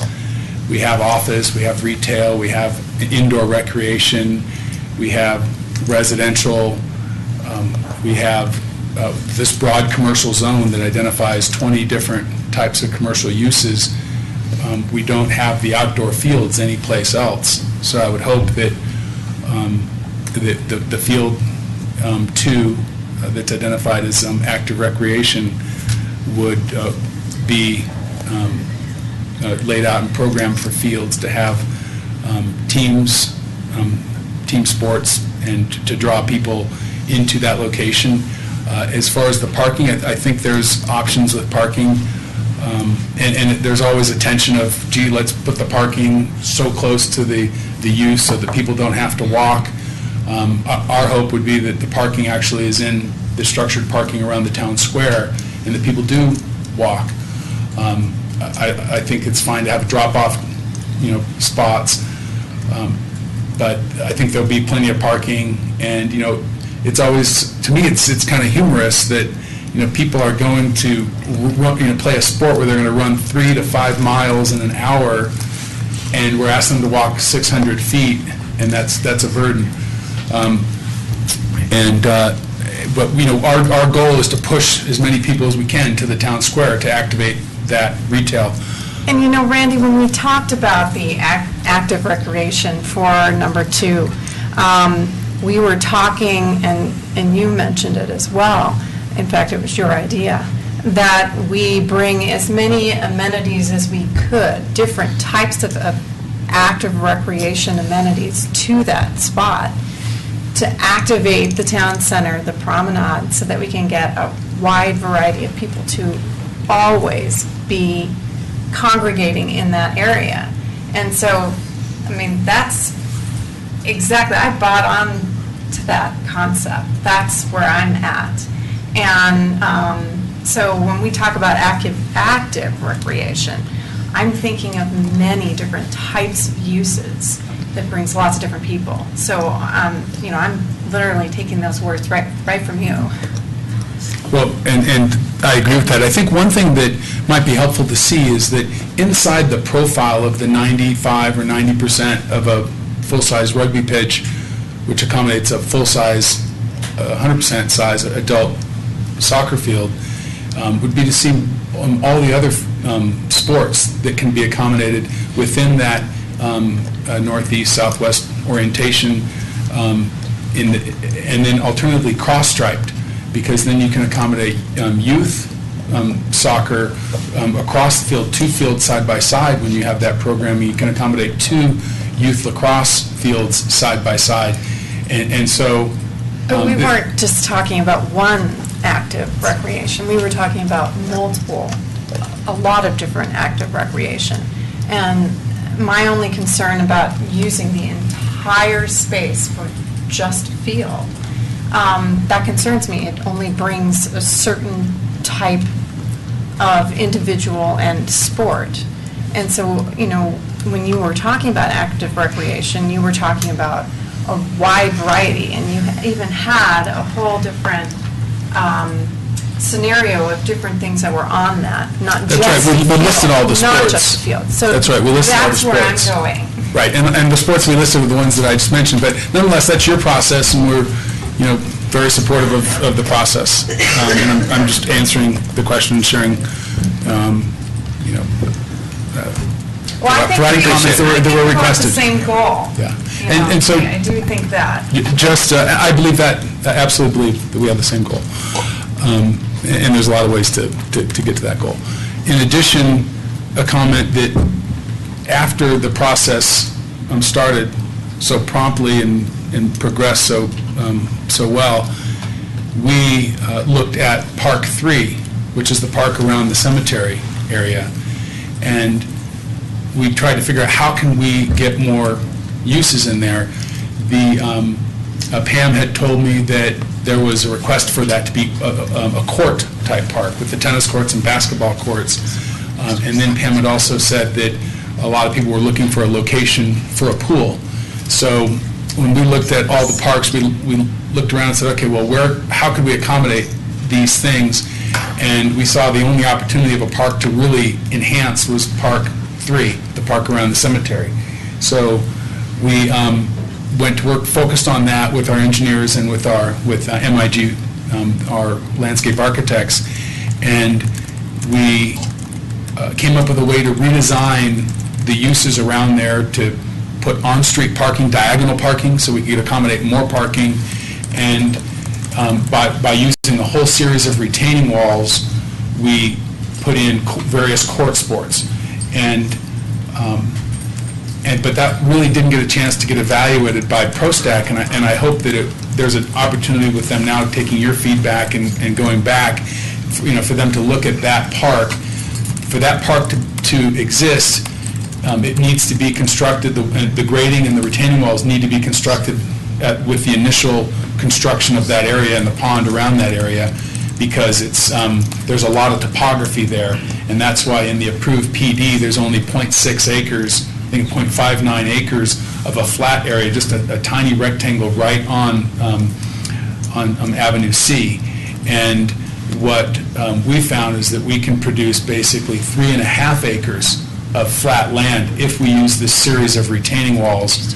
And so that is not part of the application that we've recently submitted to the town, but it's an opportunity for ProStack to look at it, for the board to be aware that there's a way to accommodate the uses that were shown as far as the court uses, tennis and basketball, but in addition, sand volleyball, and to have a flat area that's the same dimension as the north pool, so that all of those uses could be there if they're, if at least the walls and the grading is all done with something like that in mind, whatever the format is. But we can really go from 0.6 usable acres to 3.5 usable acres. Trustee Skilmans in a second, but so when do you have to make that decision in terms of your grading and construction? What's the timeline to?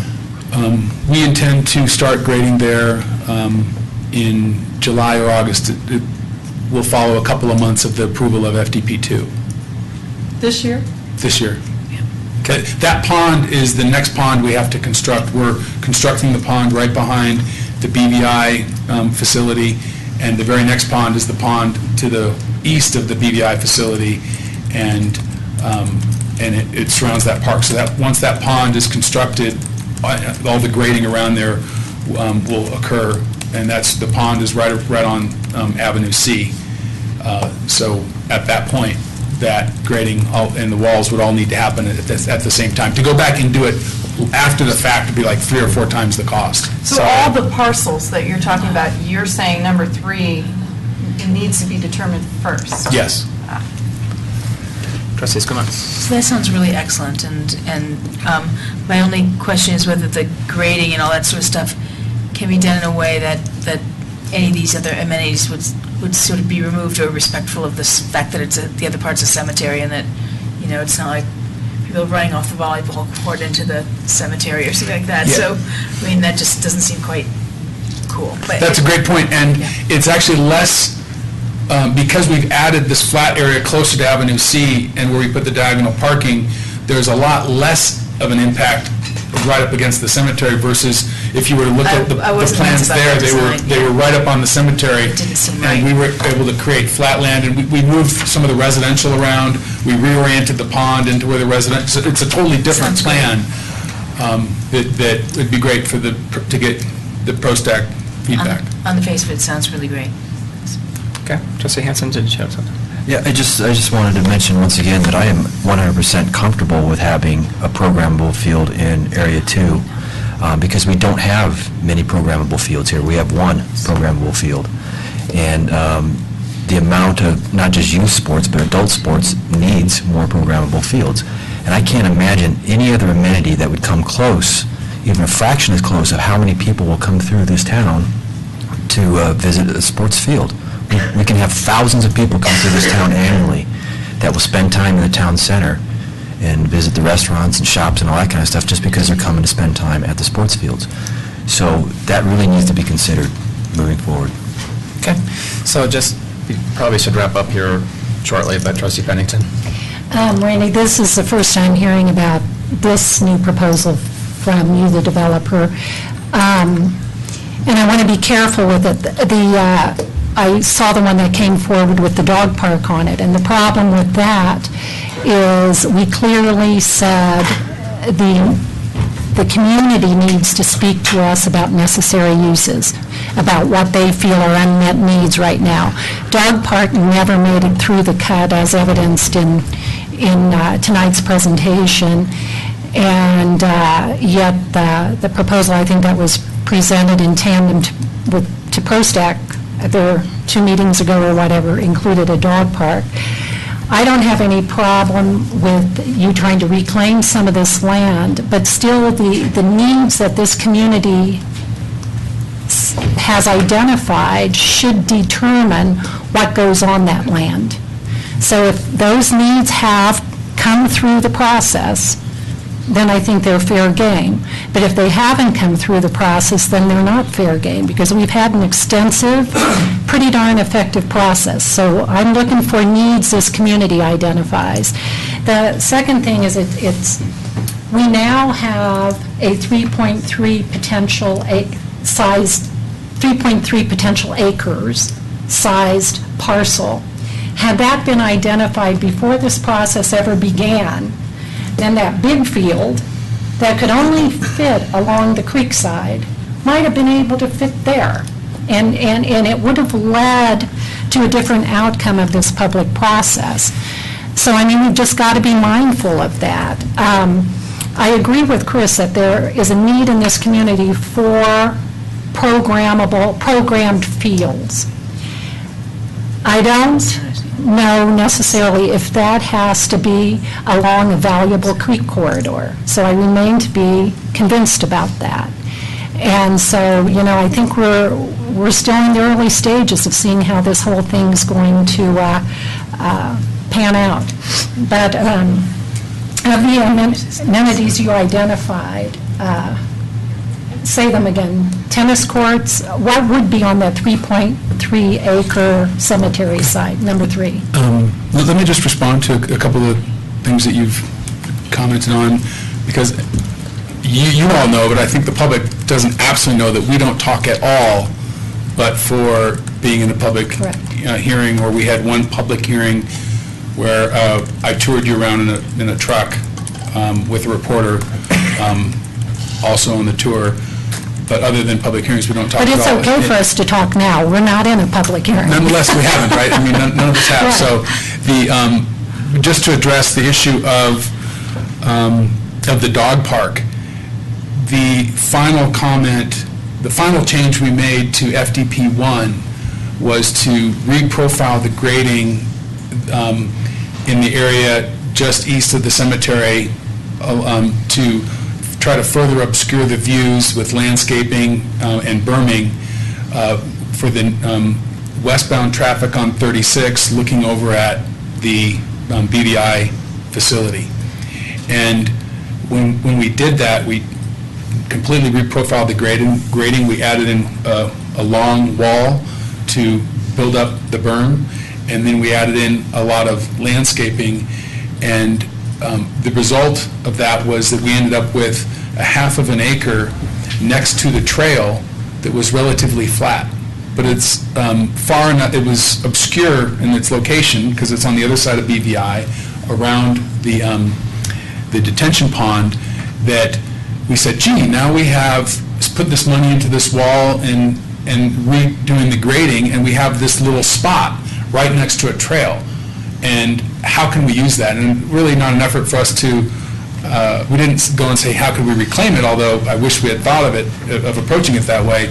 It just ended up with this bend behind BVI, next to the trail, relatively flat, and we said, oh wow, this would be, it's on a trail, this would be a great spot to put in a little dog park. If the town, likes that, won't cost hardly anything. If it doesn't like it, don't do it. It'll be used as a dog park probably anyway. It's just the question of whether there'll be 3 or 4 fenced-in cells. So that's just how that occurred, and if it makes sense, great, and if it doesn't, we move on. And then as it relates to the 3.5 acres, it's, I don't want to give you the impression that it's 3.5 flat acres contiguously flat. There are 3.5 acres that are flat, but it's more like a stepping stone going up a hill where you have all these stepping stones and you add them up, and those are the pads. And we looked at our landscape architect says, well, fields or courts that are 2 next to each other are used more than courts that are lone soldiers. So you try to put 2 things next to each other. And so we focused with 2 tennis courts first, Well, we started off with a pool, we took the exact dimension of the North Pool. We took that exact dimension, then we said, okay, 2 tennis courts, took that exact dimension, then we took 2 sand volleyball courts, those exact dimensions, and we took 2 short basketball courts.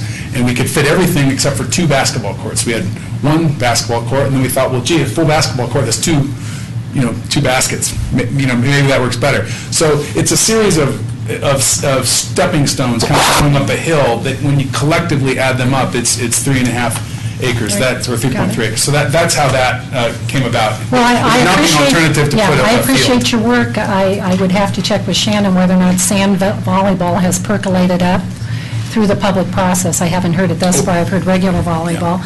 But also regarding diagonal parking, I happened to go down to Mackey Auditorium on the CU campus, and they changed their diagonal parking from being able to go nose in, back out, To reverse angle parking. to how you have to back in, which is a disaster, as, the way I back anyway. So the point is... Much safer, though. Supposedly. But I take out too many cars getting in the first place. But anyway, It's an art.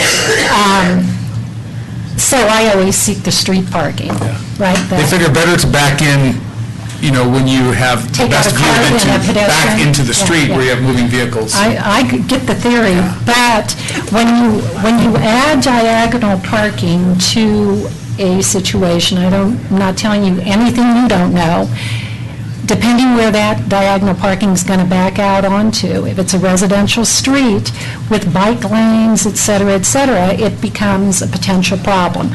So I just want to raise that because I need to be shown where it would be, how it relates to the streets, et cetera. So we've used the conventional angled parking.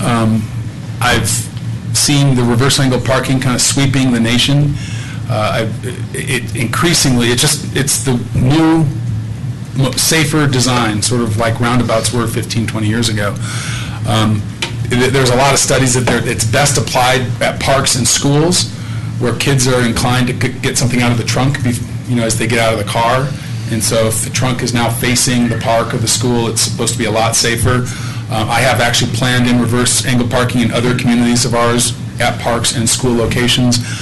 We haven't gone that far to do it, to suggest it here, but we're very supportive. There's a lot of evidence to indicate it's the safest for not just the passengers, but people driving in the street and the bike riders as well. So if that's something that you'd like us to look at, we're very supportive of offering that. I'm not suggesting we're too far into the weeds right at the moment, so unless there's big topics that we need to address right now, we should probably move on. So does that sound fair? That sounds fair. All right. No. So thank you very much. More to come, and if the manager would remind us once again the additional public engagement dates. February 22nd and 23rd, I believe. April? The first one is... April. April, sorry. I was looking, just some on my... It's April 22nd and 23rd. The first one's at Town Hall, starting at 6:30, and the second one is at the fire station, off of, meeting room off of Indiana and Colton.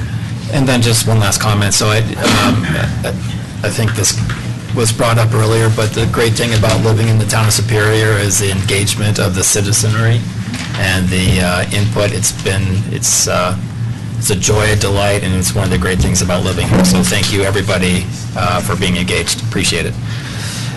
With that, we move on to the consent agenda.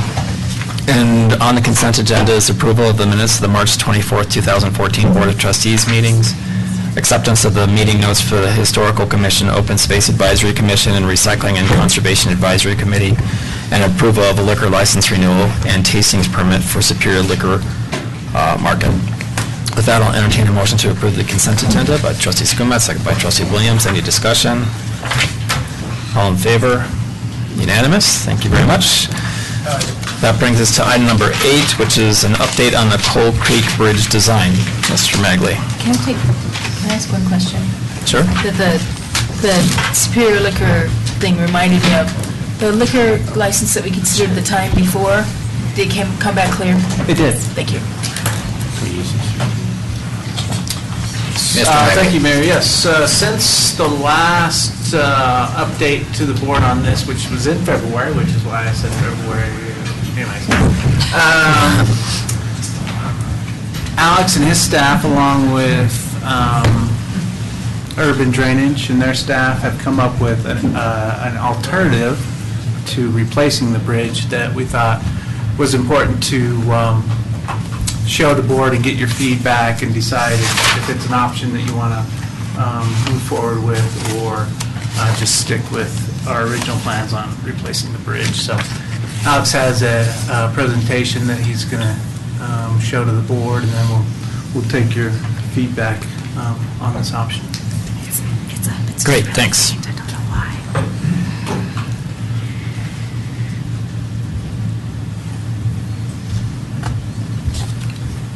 Okay, the first slide just recaps the public process that we've been through. We started this project back in 2011 and 12. Back last February, gave us the go-ahead to focus on the Second Avenue Bridge. And then the last 4 or 5 meetings have been basically listening sessions. We put forth some concepts. We've heard a lot from the public, a lot from the board. And so we've taken that input and come back and developed another alternative for your consideration tonight. Just wanted to, back in February, we met and we had presented 3 or 4 options for replacing the Second Avenue Bridge. And we discussed various elements of that. And this is the comments that we summarized on this slide. First of all, for the comment, and this slide is the comments from the public, and then I have another slide for the board's comments. Sidewalks along Second Avenue, structure are not preferred, several comments about that. A center pier support structure is not preferred due to debris blockage concerns, and this option we're going to talk about tonight doesn't follow this, and we'll explain why. Aesthetics, some residents wanted to keep the Second Avenue structure simple, in keeping with the infrastructure that's out there now. Others look for a more aesthetically pleasing structure like we have at McCaslin. A lot of comments about limiting the impact to private property. It was important to discuss with the homeowners, property owners, the impacts of the channel improvements and the bridge improvements. Save mature trees, and comments that as we get into construction, and we're seeing it now, that because of all the flood recovery efforts around the state, costs are going to be going up. The town board had similar discussions and asked for some additional information. They wanted us to look at, should we replace the bridge versus do some of the channel improvements first? And a lot of discussion what comes first. Could the existing structure be left in place? Could you deepen the channel? And we found that, and we'll get into that in a bit, it's really hard to deepen the channel to make the existing structure have more capacity. What would be the cost? We had a super box alternative. What would be the cost to accommodate a 500-year flood like we just had?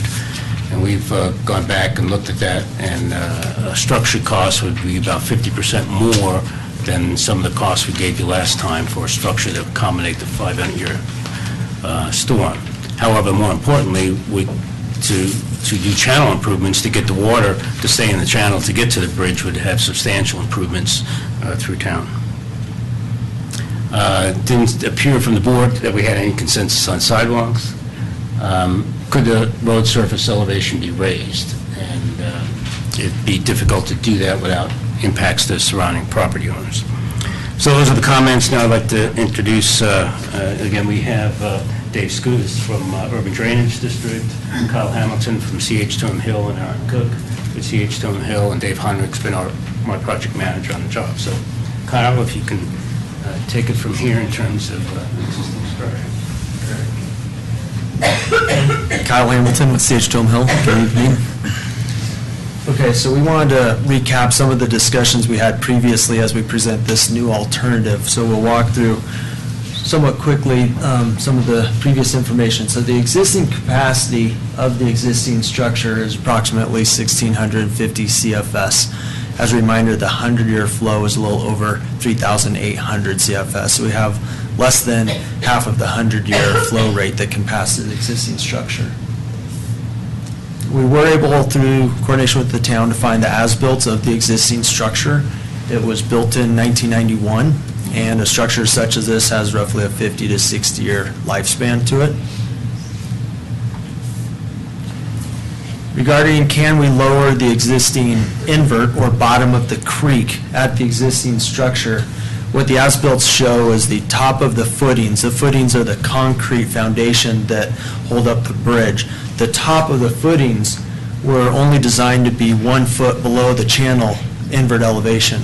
So we cannot practically lower the invert of the channel, because then we could jeopardize the abutments and they could scour out. And we actually see from our recent survey that a scour hole did form in between the abutments during the September flood. So maybe other people know what a scour hole is. I have no idea.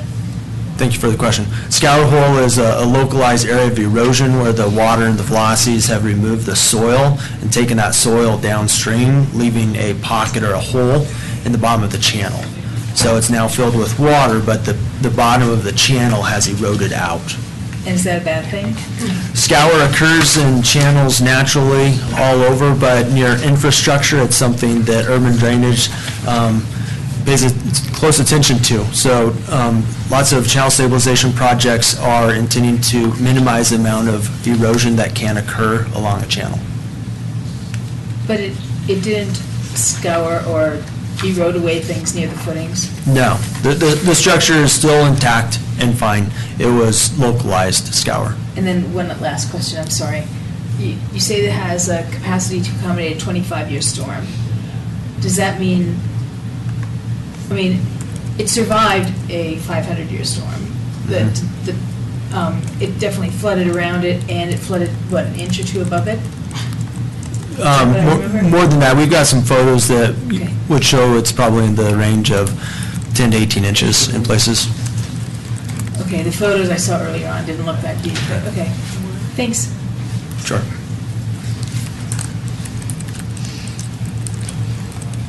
Okay, as a quick recap of what we presented last time, the existing structure on the top left here is about 30 feet wide, and it's about 9 or 10 feet deep at the center of the channel, but we have some side slopes on the existing structure.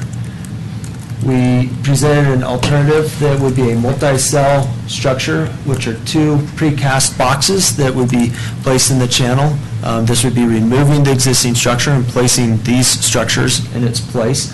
And these structures would have the 100-year capacity in order to convey that 3,800 CFS, meeting design criteria and not overtopping the road.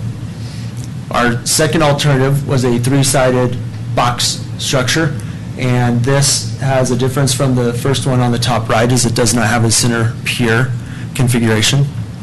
This is a cast-in-place structure, so we bring concrete trucks out to pour the structure. And then on the bottom right, we have the bridge structure. This is similar to a 3-sided box. It can span greater distances and has some different design criteria because it's a bridge as opposed to a culvert. So the bottom left structure is the one that was the most cost-effective and could pass the 100-year flow.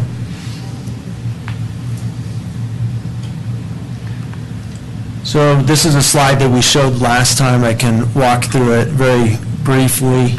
We had a difference in cost, obviously, between the 3 structures, with the 3-sided super box being the most cost-effective. We have different flow capacities that can be passed through each of the structures, so all of them can allow the 100-year flow through them per design criteria. What this column shows is if you let water really build up beyond design criteria but not overtopping the road, how much flow could fit through the structure. So it's another way of looking at the capacity of a structure. And then we list the pros and cons for the different structures. We have faster construction for precast elements, lower construction for cast in place. We talk about the center support related to the multi-cell box, and we can have natural stream bottoms in the super box in the bridge condition. feel free to stop me if I'm going too fast, but some of this is a recap. Okay, so based on the questions and feedback we received at the last meeting, specifically, can we keep the existing structure? What is the age of the existing structure? The discussions about costs, and we were nearing our budget on costs for the bridge. We looked at one additional option, and we're calling this the overbank culvert alternative. Overbank refers to the area of a creek on the sides, so you have a low flow channel, and then you typically have flat overbank areas, and then the side slopes of the channel for flood flows. So when we talk about the overbank, we're talking about the edge of the creek. And so this bottom left illustration shows the existing structure staying in place, and we might do a little bit of grading underneath to open it up a little bit. But then we would place a new structure to the north of the existing structure, which is essentially another additional opening to pass additional flows during a storm. So what this structure allows So us... McCaslin is behind you? Yes. Thank you. I Yes. just want to know which side McCaslin is on. Yes. Thank you. Yes, we're looking to the east in this photo. Again, McCaslin's behind you. Yes. So this overbank structure would have a bottom inside of it that's above the creek bottom, so low flows and base flows stay where they currently are, but when flows get high enough, they could then go through the overbank culvert. So this structure is approximately 28 feet wide and 6 feet tall, and by using these two structures, we would then have a similar open area to what we had with the other three alternatives that we provided.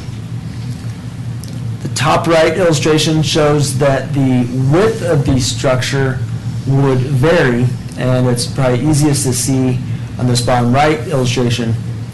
This red dashed line is the existing structure. And as we discussed at the last meeting, the road widths along 2nd Avenue change, and they also shift. So what this structure could do is it could tie into the existing width of the existing structure and then tie into the existing width of the roadway on the north, and it would have a angled transition on the west side in order to just tie that in, and the road could transition across the bridge. It could be striped with pavement striping if desired, etc. So that is the new option, overbank option. So here are some photos of the overtopping of the road during the September flood, looking at 2nd Avenue.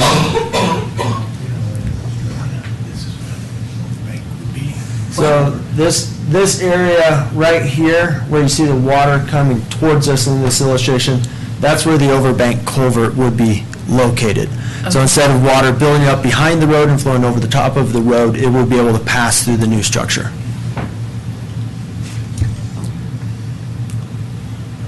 So in this photo, the existing structure is in the back of the photo, and the overbank culvert would be in the forefront of the photo. Is that looking south? Yes. Yes. Does that mean McCaslin's at the left? Yes. So, Don't get it.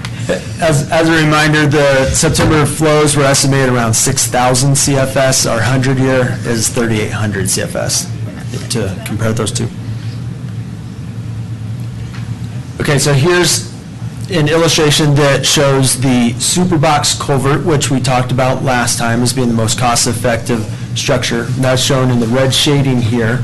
And this structure would transition into the roadway width on the south side and have a skew in order to have some radius curvatures per the town's design criteria for roadways, and would then transition into the asphalt width that's existing on the north side of 2nd Avenue. So the blue shading shows what the overbank culvert would look like, with the green dash here staying in place, which is the existing structure. How far south of the alley? I'm sorry, Gladys, let's finish we'll have public comment. It's easier to explain it now as We'll have there. public, I promise we'll have public comment, but let's plow through here. Maybe you could just repeat that question and actually answer it right now while you're on the subject. So actually, if we could just, would it be possible just to complete the presentation? I promise we'll come back to this slide. It's not an issue. Thank you. Okay, so the next two slides are going to walk through the pros and the cons of this fourth alternative, the overbank culvert alternative. So a benefit is the existing structure remains in place. There's cost savings compared to the other structures because we do not have to remove the existing structure, and we only have to build a portion of the additional capacity instead of an entirely new structure. This also allows for some cost savings that could be applied to channel improvements in Phase 1 of this project. The existing channel invert remains largely the same, so with the other three options, we are lowering the channel invert in order to get the channel capacity. With this alternative, we leave the existing channel bottom where it is right now, underneath the existing structure. Because we don't have to lower the channel bottom, we do not have to relocate two utilities, a sanitary sewer line in the area and a water line in the area.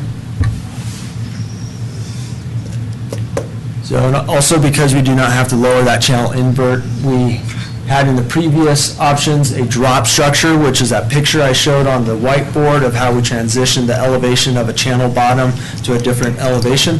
So because we have a higher invert, we're keeping the invert the same, we would not need as big of a drop structure, or we potentially could eliminate the need for that drop structure. So that is a cost savings as well. And I mentioned no cost for removing the existing structure. And faster construction time because the bulk of this work would occur outside of the creek, and we would be leaving the existing structure in place. So some of the downsides to this fourth alternative: the two openings create a center pier condition, which could have the potential to block debris during a flood. There's increased disturbance to the north, which impacts Mr. Krapowski's property, because we are shifting the structure to the north compared to the super box alternative. The roadway remains the width it is right now, which is roughly 25 feet at the bridge on 2nd Avenue at the creek, because we're leaving that structure in place. So the discussion we had last time about a 5-foot pedestrian or bike width plus two 11-foot lanes and another 5 feet, we would not have that with this alternative because we would be keeping the existing structure in place.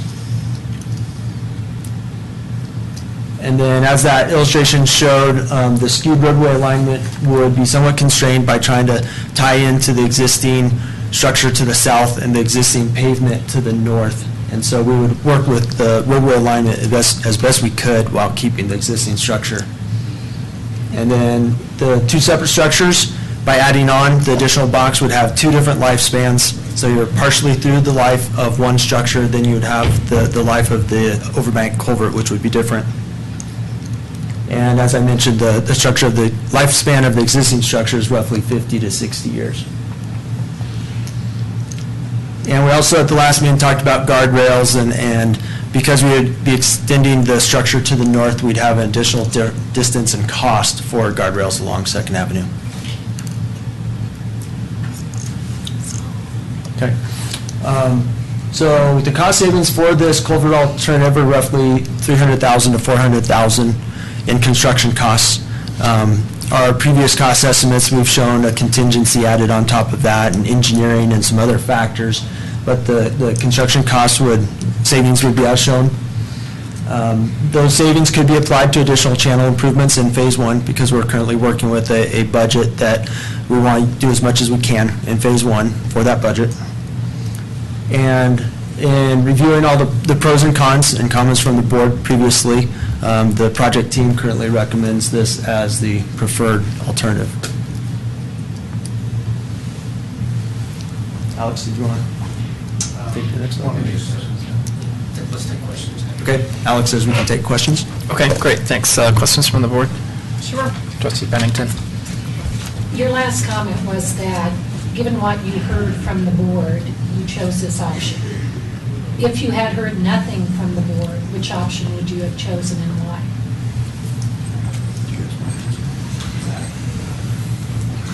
Well, we heard from the public too. And, you know, originally we had a budget, and most of that budget was going to be eaten up by the 2nd Avenue Bridge. And we couldn't do a whole lot of channel improvements. And so this gives us an opportunity to do some more channel improvements to address some of the concerns that the So neighborhood. those channel improvements are allowed because less money is being spent on the Right. bridge, therefore more money can be spent on channel Right, improvements? right. Okay.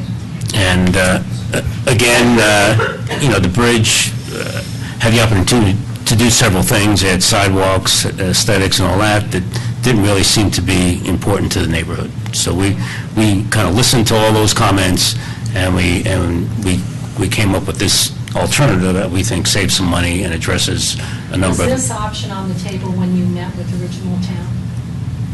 No, I think one of the reasons was that we thought the structure was much older than we found out it was.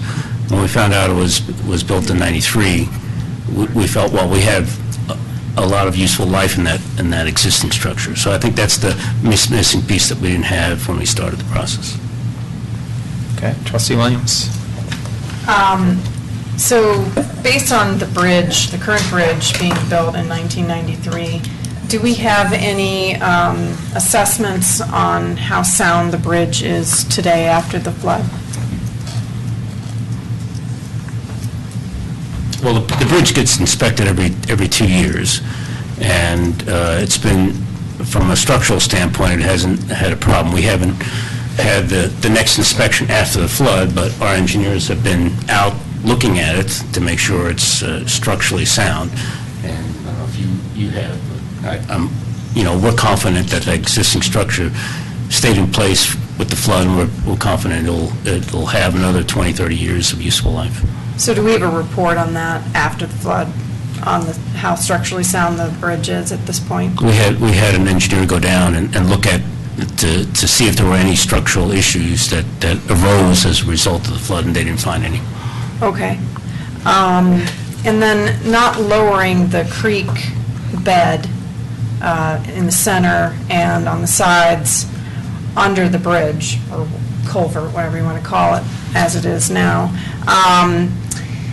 Does that limit upstream or downstream in any kind of channel improvements? How does that change that?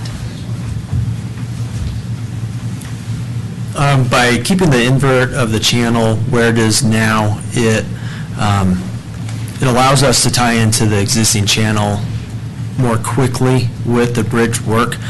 By lowering the channel invert, we would have had to extend that invert downstream to where we tie into the existing channel invert.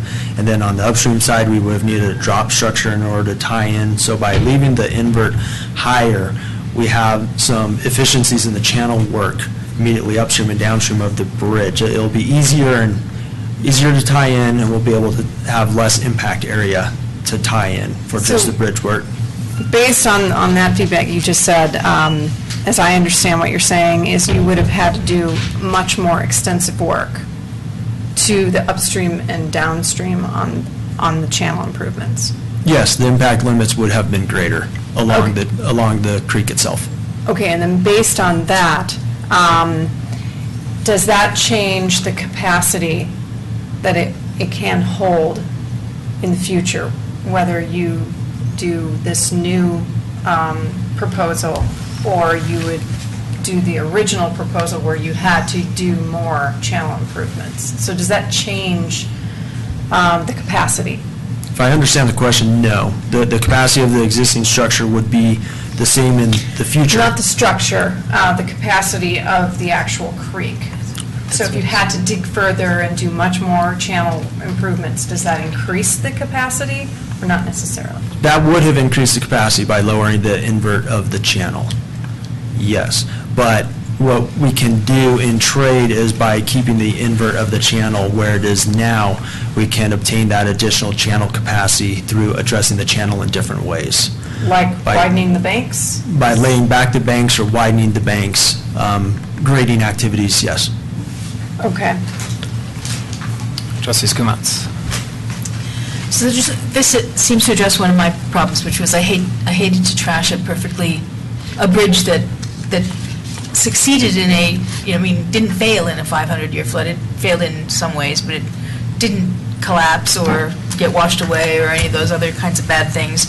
And I always, and and I have this bias that I think that a lot of things that were older last longer than things that are built new, you know? I think of appliances and things like that where your old refrigerator lasted 50 years and your new refrigerator lasts 15 if you're lucky, sort of thing. So I know it's not the same, but it's just a mindset. So I'm really happy that you get a chance to retain that, and I like that a lot. I like the fact that you're not having to mess with Mother Nature's channel in a way, but I would like to hear from the channel guy what he thinks about that. And I'm sorry I can't remember your name, but in any case, you know who I am. And then that's what it was. Okay, but his name I couldn't think of either.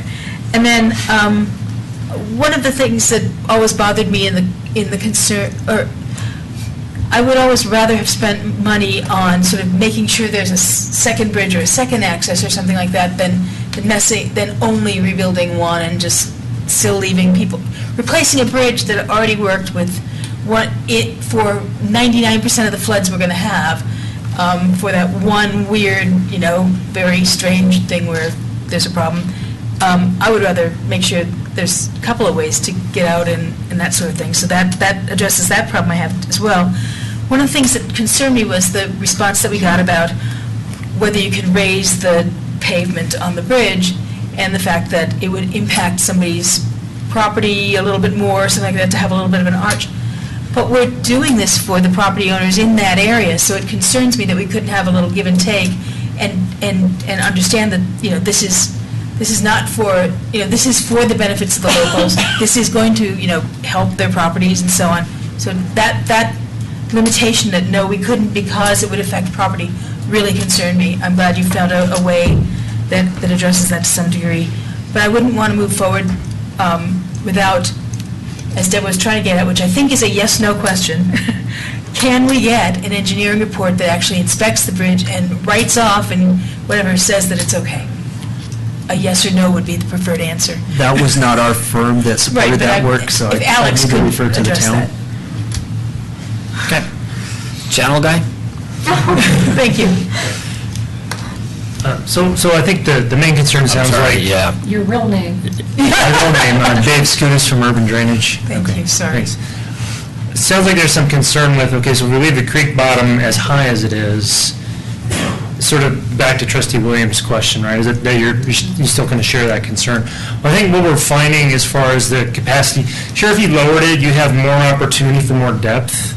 But depth and width are the two things that go into having capacity. And I think what we're finding is there are certain areas that are choke points. 2nd Avenue was one, obviously, so we're going to build a bigger bridge to get water under 2nd Avenue. The other obvious one that's making the flood spill out is the old 3rd Avenue area. There's a pinch point there as well. So I guess in basic terms, what we're going to try to do is address capacity issues horizontally at places where there are choke points and try to be focused and identify areas where we really need to get an impact the area and in areas where maybe we can just leave it alone. Thanks. Okay. Trustee Pennington? What are the potential hazards of this center pier? Because it does that increase the chance in the next big flood, you've got big trees, and they keep beating up against that center pier because they can. Yeah. Could they then take that whole thing out by virtue of the force they apply? No, I don't think that there's much risk of structural failure due to woody debris even down trees. I think you will have the potential to get blockage there, but I don't think that is enough of a concern here to outweigh the benefits that we've identified. Okay. Thank you. Yes, Trustee Hanson. Just a quick question on the 2nd Avenue Bridge as a choke point. So would you actually be widening the creek there at 2nd Avenue Bridge? And then what is the impact on the Kaprowski property when you do that? Can you elaborate on that a little bit more?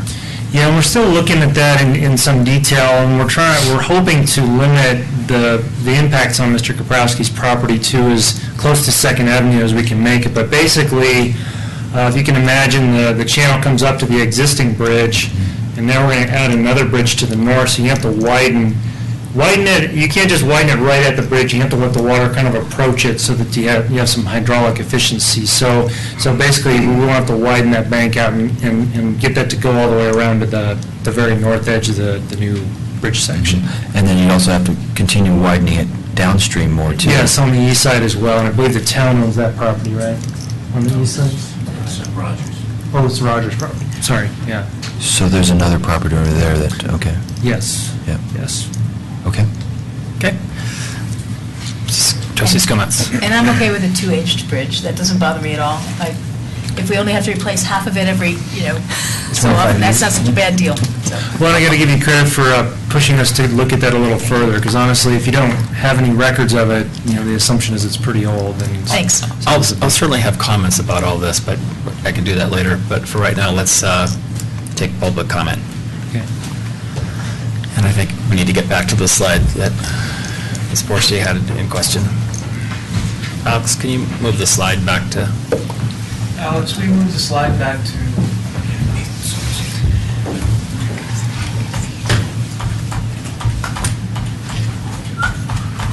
That one? Yes. Mm-hmm. I think it's the one. Yep. Gladys, 4404 South Third Avenue. One, the bridge stood through the horrendous flood, the worst that we've ever had. Don't bother it. Just leave it alone. Don't spend the money. We were told on the south end of town, before any work was done on this bridge, we would have an exit out of the south end of town. Where is that exit? We still don't have that. Why spend all this money on a bridge that stood and if you put in this north section, one, you're going to create a backup. You've already discussed the fact about trees getting against the pillars. Last time, in September, the trees washed up over the road that was there and didn't wash the road out. If you put a bridge in, another section of bridge in on that north side, you're going to have backups. You're going to flood 3rd Avenue, you're going to flood Charles Avenue. Your flooding is going to be worse to the west than what it is going to be on 2nd Avenue, because nothing's going to be able to get through because of the blockage. Don't spend the money. Do not spend the money. Just leave our bridge alone. Leave us alone. Build us a new exit out of the south end of town. Thank you. Additional public comment?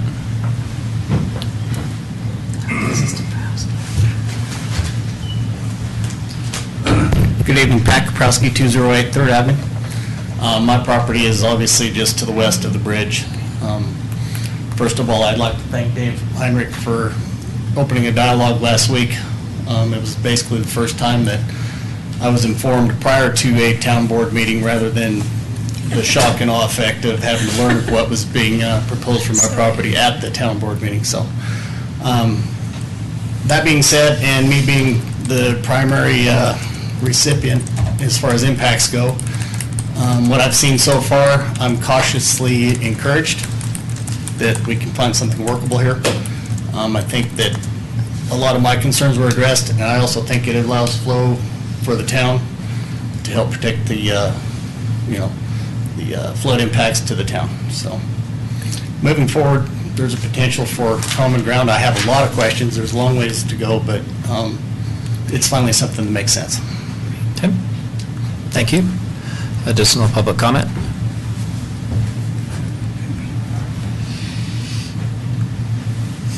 Okay. I'm not seeing any.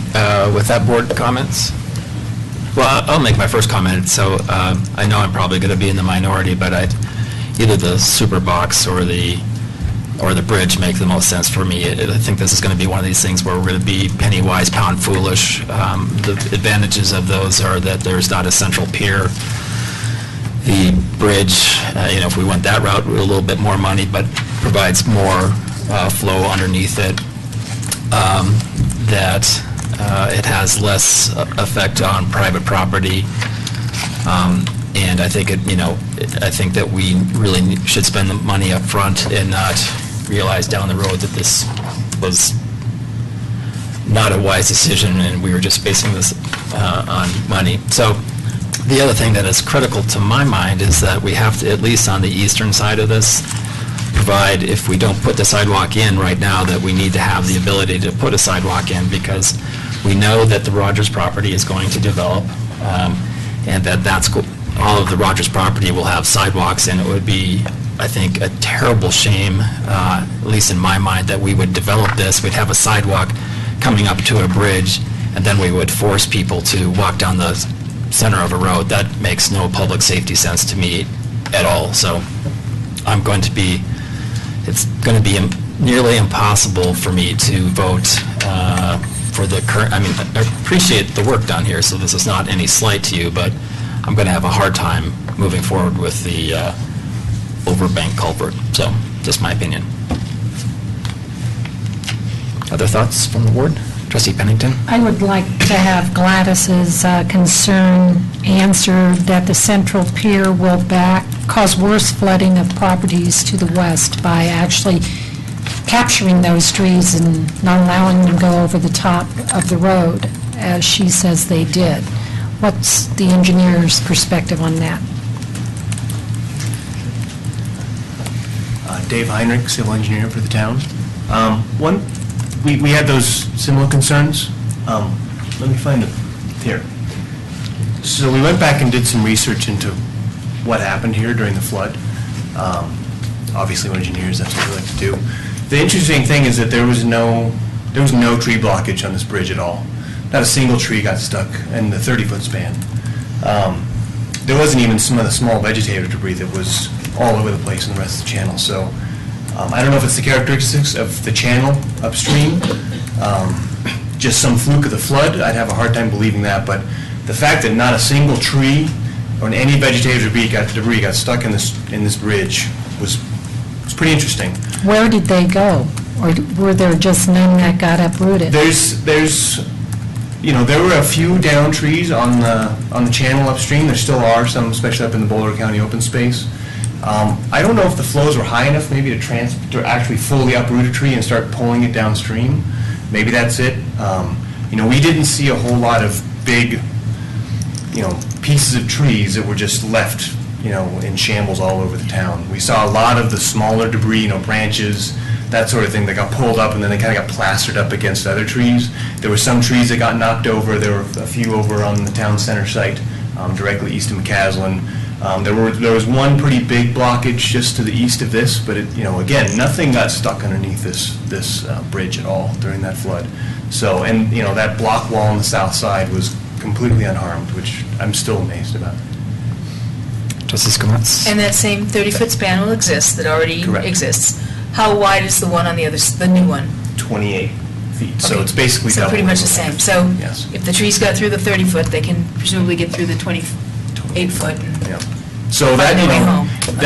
the flood that we just had is probably the best evidence we'll Most have extensive. of how this will perform in a flood. Not to say that that's exactly how it's going to happen in the future, but this was there's a good chance this is the most flow we'll see in this channel in our lifetime, and probably our kids' lifetime, and maybe our grandkids' lifetime. So. Thank you. And was there any other questions I didn't answer? So Dave, to finish my question to you, you are no longer concerned about worse flooding to the west because of what you saw with the trees, or? No, I mean, we're increasing the capacity of the bridge, Okay. 3 times. Okay. Almost 3 times as much as what you can fit through there now. Yes, if you did get a big log, tree, something coming downstream, it's going to block the top portion because they float, right? So it's going to block the top portion, so you'd still have capacity underneath. It's not going to completely block the bridge and get you, zero capacity. So I mean, by tripling your capacity at the bridge will do nothing but allow more flow to get through. So based on that, you anticipate that overflowing on top of the bridge probably would not happen in this scenario? In this if scenario, it you was- probably still would have overtopping of the road, I'm guessing. Even if you we saw had- 6,000 CFS. I don't know if we did an analysis of total capacity before you'd overtop. I'm guessing you would still have overtopping. There's a low point in the road, pretty much right about here. The bridge comes up and then it drops down just slightly. I mean, it's probably a foot maybe lower at the low point of the road before it's pretty much the midway between the alley. So there's a low point, the alley's up off of this page, it's probably somewhere up here. So there's a low point in the road, somewhere around here. So it will, as this and if we ran the September flood through here, the waters would rise. When they got too big for this to handle, it would start, it starts to back up onto Kaprowski's property to a point where it reaches the low point of the road, at which point it'll start to overtop the road. And that's a good thing. I mean, you want to have a path that floods that are greater than the capacity, where you know where they're going to go. We don't want to necessarily have a bench that's completely flat where it raises and it starts to back up even further because you've got structures upstream that it would start to impact. So you want this relief. So that's going to act exactly the same way as in the future as it did in the September floods. So, one more question. So how difficult would it be to get out based on that? You're in that scenario and you want to get out. You waited too long, you want to get out now. The flows of the September floods were about a foot, I think. The deepest part was probably about a foot, which is probably too deep to drive through for most vehicles. That's Certainly a my 500-year flood. But if we're now, instead of 1,600 CFS, we're getting 3,800 through here. I guess it's double. So we have twice as much capacity through here. We still have 6,000 that are coming down, but the flow over the top here, instead of being a foot deep, it might be 6 inches deep, which is close to passable. So I'm not saying you could necessarily get out at the peak of the flood, but as flood waters recede. As a public safety announcement, can I say that if there's a stream going across the road, please don't drive across it? Okay, my PSA is done now. Okay, thank you. If I can build on that PSA, maybe one of the reasons that bridge stood is the heavy equipment was not allowed on it when that flow was at its peak, because the town personnel and the personnel union, the heavy equipment said they didn't know if the bridge would hold. So all in all, that I think all worked out to our advantage, but it does make you wonder if we get a little more courageous here and we let that, how many tons does a bulldozer weigh? That heavy equipment on it when in fact you had scour holes and stuff, whether or not we might have had a different outcome or would have a different outcome if this ever repeated itself. So, part of the public safety thing. There, I agree with the mayor. And one more question. Yes. Is it possible with this configuration that the older part of the bridge could collapse and the newer part of the bridge would not? Any thoughts? I assume it's going to be somewhat related to what happens to the footings where you're going to construct the new culvert, I guess, and on the other side, I suppose, as well. So I assume there's no impact upon those footings? How likely is that scenario? Where the existing bridge collapses and the new one stays in place. Correct. Well, the existing was founded on caissons, or was it spread footings? I mean, I guess the way it would fail is probably that it would scour out to a point where it starts to undermine the footings, and then the footings could slide into the channel and you lose your box. I mean, the main flow is through here. This is where you're going to see the highest velocities in a flood. So this has the highest risk of it's at the highest risk because it's the highest velocities. But with this project, we would come through and fix scour holes, make sure that it's armored properly, that has it has what it needs down there to hold in a flooding event.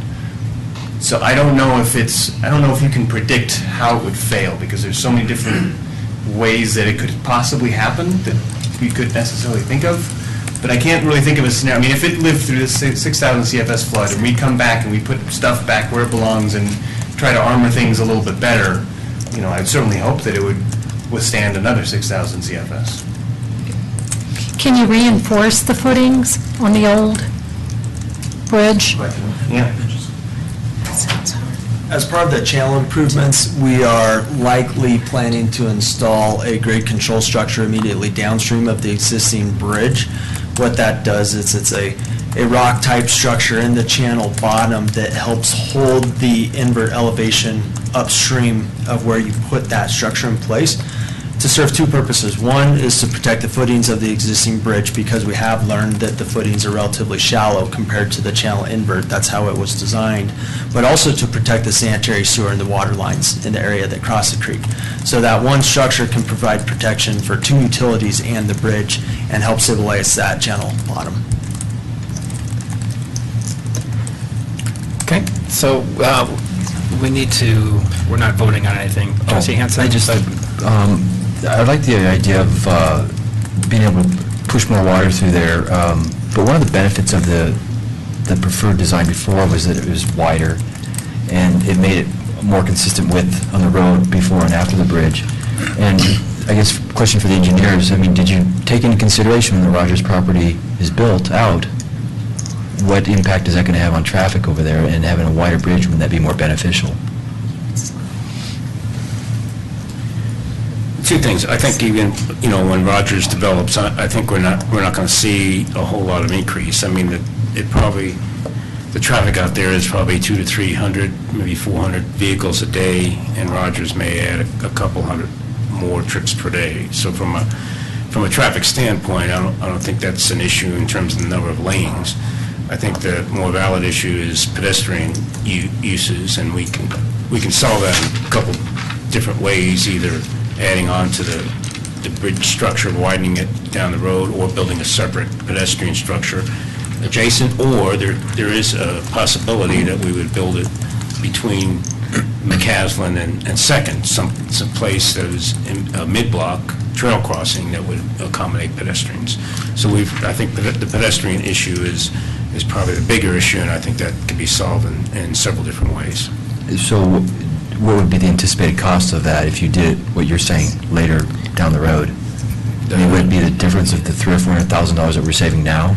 No, for a pedestrian structure, we probably wouldn't be accommodating the 100-year flood. I mean, it will probably be a much smaller structure to accommodate lower flows, and could be a breakaway or other structures that we've had that we had some damage, but we were able to come back and fix them fairly easily.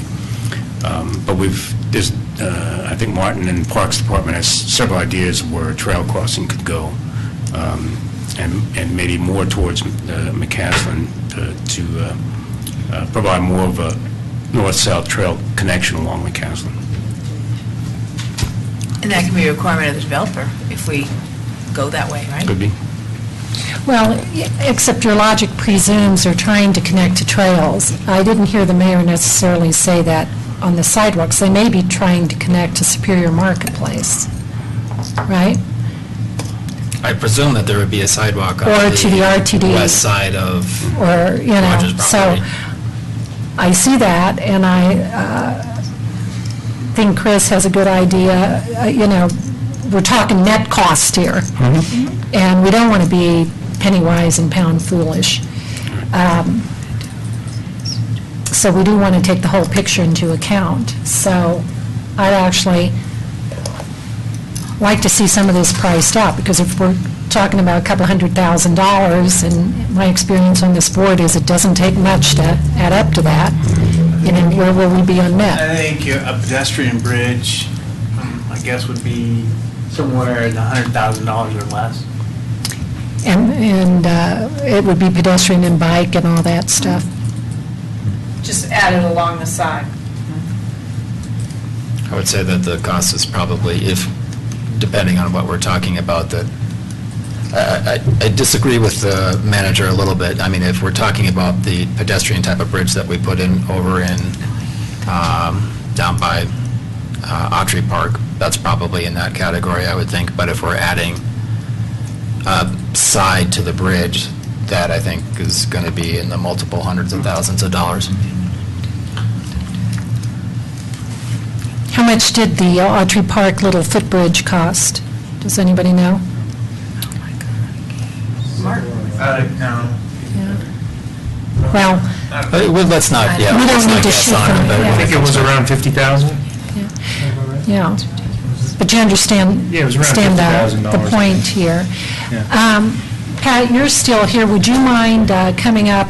You seem, I wrote down your comment that said you're cautiously encouraged about this particular approach. What was your feeling about the preferred approach from last time, which we could pull back? Well, in my opinion, by the time they do wing walls and everything else on the super box, I'm going to have to give up the same amount of property on the east end of the property. Plus, they got the vast channel improvements upstream that tear out all my trees. Plus, they have the drop structure somewhere in the middle of my creek bed. All that is gone. I'm going to lose 1 or 2 trees, best case, according to what Dave showed me the other day, on the east end to accommodate the new piece. It's basically that simple, you know. And obviously, Second Avenue is the spillway. It is, and it's just allowing the water to flow under as it should, rather than over the top. I mean, it's the natural outlet for when the bridge plugs up or gets overwhelmed. So why I'm okay with this versus the last is just basically the damage to my property upstream and the amount of property I'm going to have to give up and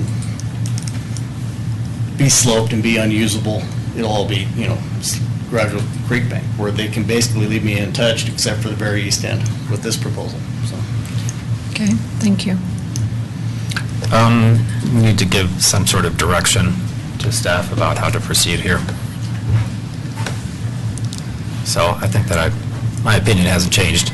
So for multiple different reasons, I think that it's better to have the bigger structure, provides more water flow and has the ability, if we wanted to add sidewalks down the road, which I'm certain that we will as soon as Rogers' property develops. That I think we're going to look back on this decision if we go a different way, and we're going to say, why on earth did we do what we just did? Or why did they do that? So that's my opinion. Trustee Skumatz. I thought the water flow was the same between the two, the last option and this option. Is that a question? That's a question, sorry. I think I heard that it was 3,800 or something with the overbank culvert. So, you go back here, so each of the different options that we presented before had different flows for what we would call failure. Failure from a flow standpoint, not that it's wiping it out. So this flow capacity kind of shows the different flows that each option has. And do we have it for the No, but it would culvert? be Probably closer to this. cell box because it has a center pier. So I believe the overbank culvert would be closer to this on the ultimate flow before it starts to overtop. So you do get more flow with the 3-sided box. Thanks. And what was the amount of flow for the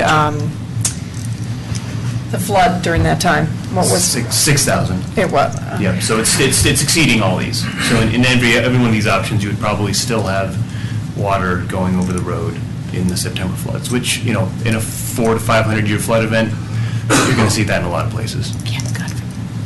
You can't plan for that. And I like that chart.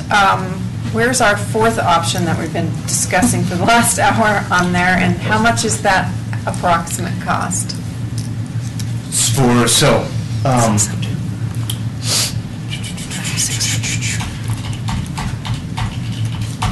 Oh, there it is.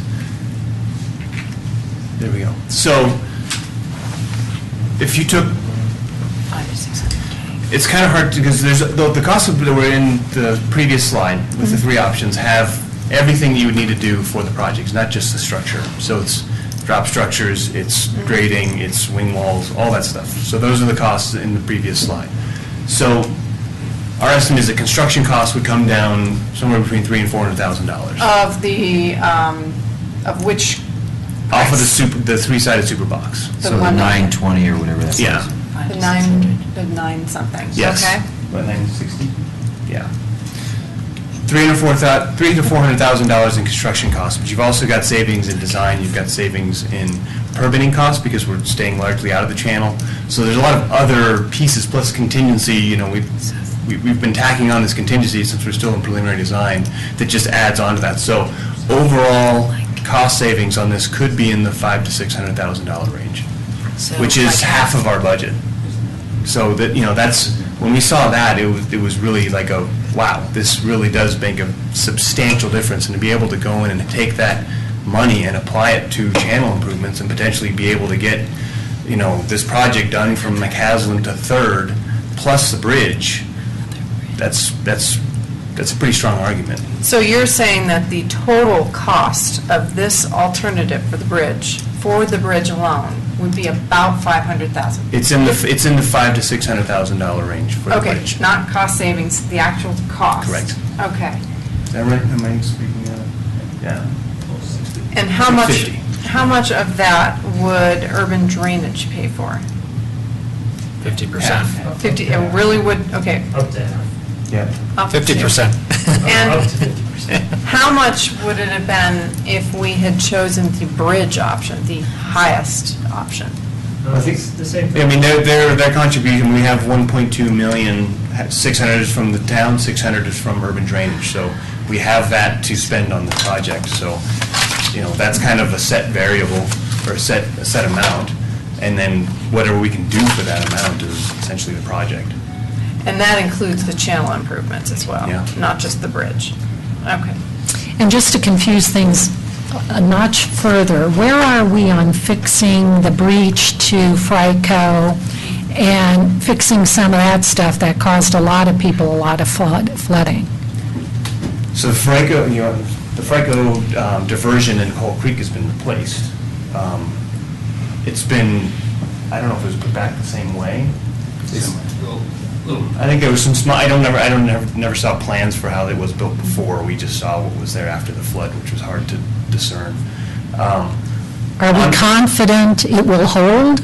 But, well, I think it's possible that in an event of that big, of that size, that you would still have issues with FRICO ditch, because there's not a whole lot of infrastructure in place that's designed to withstand a 400-year flood, 500-year flood. So when flows of that amount come down, there's going to be issues all over the place. So I don't think that it's necessarily going to act a whole lot different in that sort of a flood. They have a spillway that's supposed to get the water back in the Coal Creek channel. It's designed for a 100-year flow. So when the flows start to get bigger than that, it will start to go other places. What we can do, though, is as we're getting down towards the town side, we have, you know, there were previous discussions about this kind of interceptor channel to try to pick up those flows that might be coming down the hill and take them other places. So not necessarily fix the problem where it happened at the ditch crossing, but try to protect our infrastructure here at the town and the houses So closer by the town. you'd head it off a different direction? Yes, correct. And we've got a couple of different ideas. Some of it gets into Boulder County land, and that might be some future work, but there's definitely some thoughts that we've had on things that we can do to withstand some of that other flow that we saw coming down the hill from the FRICO ditch. Is one of those options diverting it into the creek? Yes. Essentially trying to get probably a culvert underneath the railroad grade to pick up the flows on the south side of the railroad that were coming down the hill and get them into that interceptor channel and pull them down into the creek before they head down Third, as they did. So we really do need to give staff some sort of direction on how to proceed here. So I think I've weighed in. Trustee Skumatz? I remain, I like your new alternative, I think, better. I asked multiple times. I think planning for 500-year floods is pretty intense, and that this survived a 500-year flood, and people were able to manage, and I think this seems like a reasonable alternative. It's a floodplain, and that's an unchangeable fact, and I think this is a smart way to go. Thanks. Just another quick question. If we choose the design that you've chosen, the Breeson design, the channel improvements upstream, you wouldn't have to do as much channel improvements, is that correct? That's correct, because if you remember the previous designs, they lowered the channel somewhere between 2 and 3 feet. So that kind of works its way up the channel. And yes, it increases your capacity in your channel, directly at the channel, but you're also taking out a lot of trees, and you've got a lot more property impacts. So what we've kind of looked at, I mean, there's kind of a natural floodplain on the north side of Coal Creek right now. It worked during the floods. The floods came up to Pat's corner of his house, but that's what they're designed to do, is kind of take that overflow. So we're allowing that to continue to happen, but still, I mean, our overall goal for the whole project is to get the 100-year flood line outside of the limits of the structures that are here in original town, so that when those floodwaters come down, the structures will be in good shape. Just a note on that. I think with our previous budget and replacing the Second Avenue Bridge at the Superbox, we didn't have hardly any money left to do any upstream channel improvements. So this gives us a chance to get up and try to protect those houses on Third that had a lot of major flooding with intercepted ditches or something, to do more work up there to protect the buildings that got damaged in the flood. So that was my next question then. What's the anticipated cost of the channel improvements if you do this new design? So we had a total budget of 1.2 million. Mm-hmm. Does the entire project, including channel improvements, fit within that 1.2 million? Because it seemed like before we'd have to do it in phases that... Well, I don't think we would get the entire project done, all the way from McCaslin through town up to Boulder County Open Space. And we haven't really, we're just kind of presenting this option to the board before we've really gone into, well, now if we get buy-off on this, we have this extra money, what can we do with that? So we haven't gotten to that point yet. We wanted to get buy-off on this, so we don't know necessarily exactly how much we would be able to do. It kind of sounds like I'm skirting the issue, but we just haven't gotten to that point yet. But, there's certainly, we had an estimate of about another $1 million or so to be able to do all of Phase 2 work. So if we have $500,000 to $600,000, we might be able to get, maybe half of the Phase 2 work done with Phase 1, leaving some pieces of the Phase 2 work still to be completed. So it'd be nice to see a comparison of what, total estimated cost from one option to the other, including channel improvements and all that. Before you give direction? Well, I think that would be helpful. And I have a question. So I think I heard you said that the change in elevation of the stream would be 2 feet with the 3-sided structure. Did I understand that? That's correct. So we're talking about that too. So in my simple mind, that means we're building a 2-foot drop structure? Correct. Yeah, so if you look at these, so you can see here that's, in all these instances, the bridge was the worst. So here's the existing channel bottom, here's the new channel bottom. I think it was around 3 feet. And here's the existing channel bottom, here's the new channel bottom for the 3-sided box. So in all of these options, you're lowering the channel. So in all of our drop structures throughout town, that's not a size that I've ever seen. Ours, we're talking, the drop structures, the grouted boulders that we have in town, we're talking 30 feet of change. Right. I assume a 2-foot drop structure would be put a couple of boulders in the stream and then you're done. Potentially. The one that at McCaslin, right out here on the upstream side of McCaslin, is about a 3-foot drop, and there's a lot of stone there. Yeah. So I guess what I'm saying is that putting some stone in a stream is not much compared to like what's in Rock Creek, Yes, it's not a 30-foot drop. Yeah. So, how expensive can that possibly be? Well, they still come out to about $150,000 to $200,000 when you get all done. We're in the wrong business. By putting stone in there, because we wouldn't need to do anything else besides put... Because of all the other pieces that go into it to hold the drop structure in place, there's sheet piles, there's, it's not just a couple of rocks thrown in the ground. Okay, I guess I'd have to see that, because I'm not sure that makes sense to me, but... Trustee Skumatz? So, I don't have a long enough memory to remember what Phase 2 had. Did Phase 2 have I don't think it had a 3rd Avenue Bridge, or did it? It did not. What did it have? Give me a second here.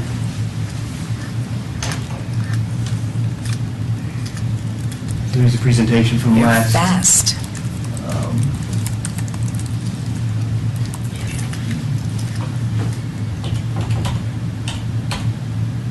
Okay, that's the one I remember, okay. So as of last time, here's the Second Avenue structure. We're looking at, our project was focused here, so future phases was essentially everything upstream of the structure. We were going to tie in the structure to wherever made sense and we, would work with property owners, but all of this work was future phase. So if we have additional funds, because we go with the overbank culvert, we would start to work up, there's this interceptor channel that makes a lot of sense. I mean, we would need to be obviously very strategic about how we do it so that we don't cause any other issues. For instance, if we start to build this before this has capacity, you're starting to pull additional flow into a channel that might not be ready for it, so. And what I'm really trying to get at is this doesn't make another bridge affordable then? No. Okay, thank you. Unless it's a very small bridge. I'm just saying, foot one. So, let's see. So, I think trustee Skumatz has weighed in. Yes. Trustee Hansen, do you have a preferred alternative, except you would like to see the full cost of I would all like to this? see the cost comparison, just Okay. to see. Trustee Bennington? I'm with Chris. I, however, can say that I am leaning towards this new approach for various reasons. Cost is probably a minor one because I agree you got to be wise over the long-term picture. But I've got to respect the Kaprowski's not losing as much property. I've got to respect this was a 500-year flood event, and the bridge performed well, and it's got 30 more years of useful life. But I do want to see the spreadsheet Chris is talking about, because on net, if all in, these two bottom lines start to look very similar, I think the wise thing, if we can accommodate the property issues that Pat's talking about, if we can figure out less disturbance rather than more disturbance, I think you go towards the fix that would last forever, several lifetimes anyway. So it depends what that delta is to me. Can I ask, so you want to see the breakdown of the overall cost of the... Phase 1 and Phase 2. Of the entire project? Right. I also want to see I do agree with the mayor that there's going to have to be some connectivity. I mean, that's what we're about here. We're about building connected communities, right? That's the whole premise upon which Superior Town Center is built, et cetera. And I think there is going to have to be some sidewalk capacity in here eventually. So, if you put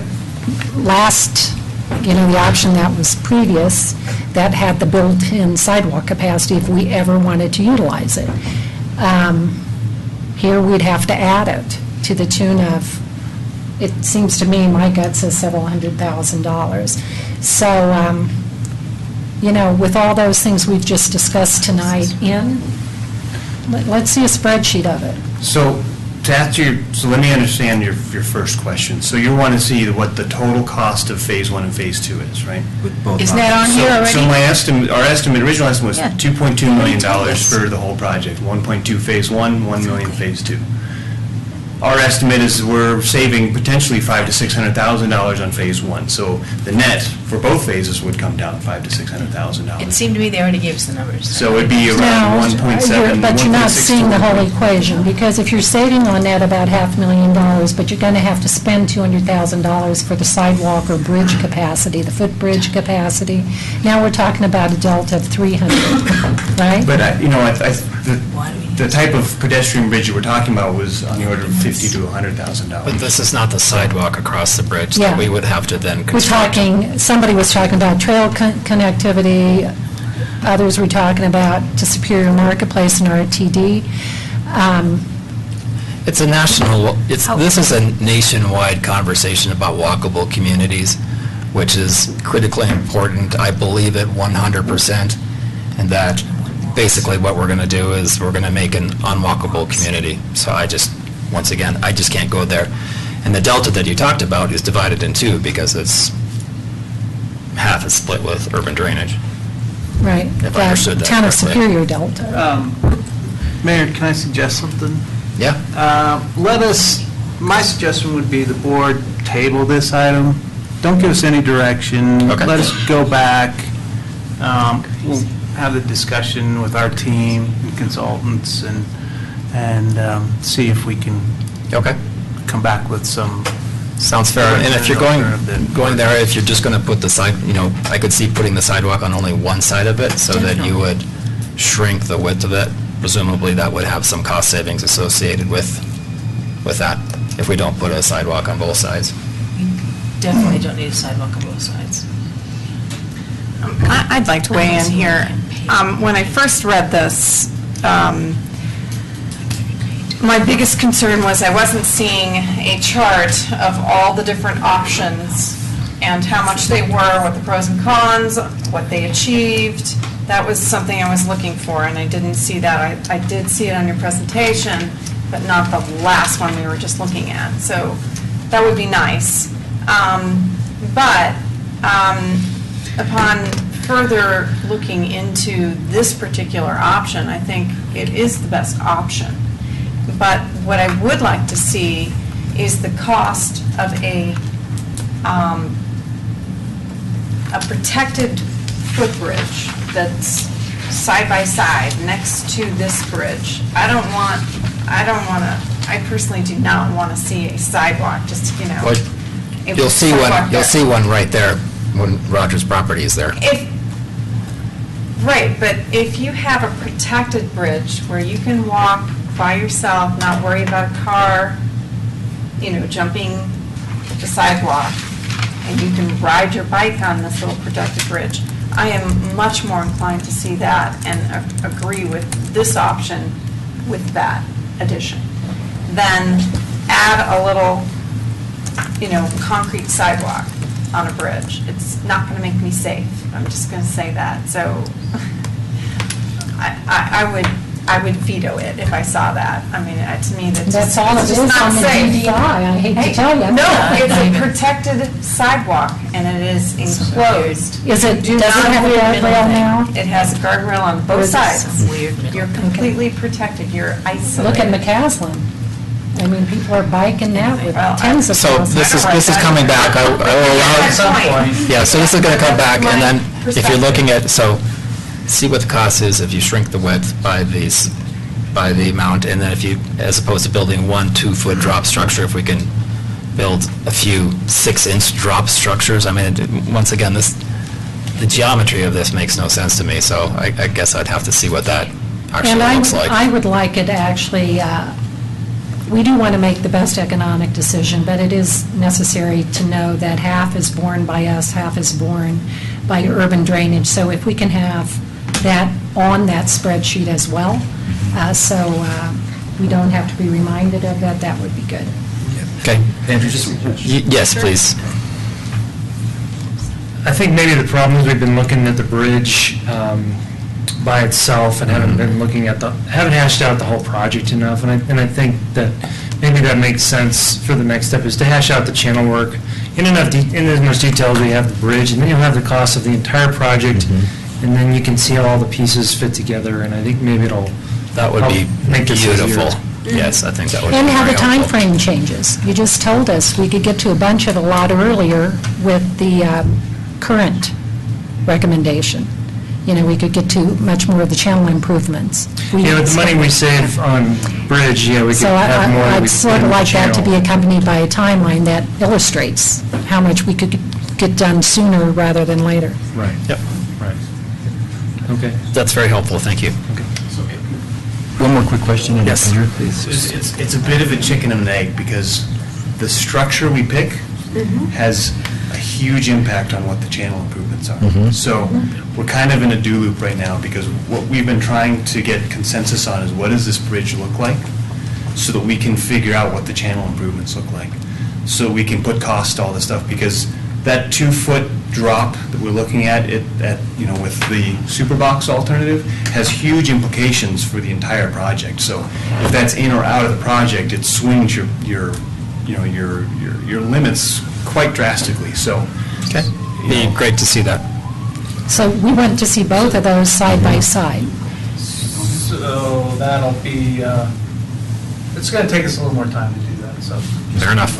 But, I'm just going to say, you have three of us agreeing. Public going to get to speak here. We took public comment. Well, I But have something to say about this subject. That's fine, George. I know Gladys had the opportunity, but George, yep, feel free. Okay? Sure. You're talking, this is George Cutler, you're talking about the old residents that knows what's going on here. That's nice to expand the bridge, okay? But that ain't really the problem. The spillway gave way up the creek. I went up there, I got pictures of it. The head gate washed out.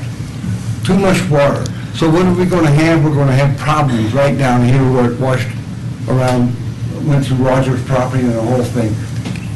It's nice, the bridge will handle, but it ain't gonna handle this up here where it comes down through the town. This upstream problem, this is the county problem along with it, since that's all county. Come on, people, you dump a bucket of water on the floor and it's gonna go all ways when you got too much. It's not going down into a pencil draw. And we got a bunch of curves in here in this creek, all the way up. This is what needs to take care of. Our town owns property right up here where the curve will come across. Right down in there. Right down there, I know. I've been here before. And we're talking about a bridge, all right? Let's get to the point and talk upstream what caused the problem. It's going to go around the bridge again, the same way, because Coal Creek goes all the way up to 72. It just don't start above us here. So you're going to have it, regardless, you're going to have to do upstream problems. Okay. Thank you. Any other comments from the board? Yeah, quick question. Yes. Just on the previous design, Mr. Kaprowski had said that one of the negative features of that previous design were the wings that would have to be installed with that. Is there any way that those could be altered, or do they have to? Are they required to be a part of that structure?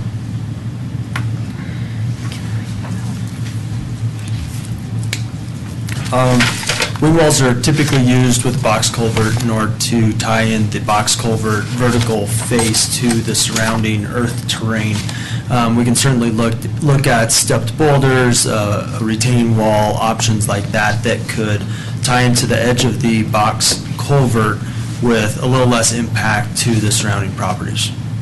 But typically, there is some type of transition between that type of box structure and the grade upstream and downstream. So typically, wing walls or some types of walls would occur on all four corners. Okay. All right, thanks. So we'll, thank you. So it was a very helpful conversation. Once again, we're not being the Grumpelstiltskins up here, but we just want to do what's best for the community in the long term. So appreciate the conversation. So with that, let's move on to item number 9, adoption of a resolution approving an update to the Town of Superior roadway design criteria and standards. Mr. Magley. Thank you, Mayor. Including your package is a resolution approving the updates to the roadway standards. At the previous meeting, there was a number of questions with regard to soils, subsurface soils and those, so we have consultants here that will be able to address those questions. Okay. So do you want to, is there anything that staff otherwise wants to present? Have a presentation, or Alex, did you have a presentation? Yeah. There you go.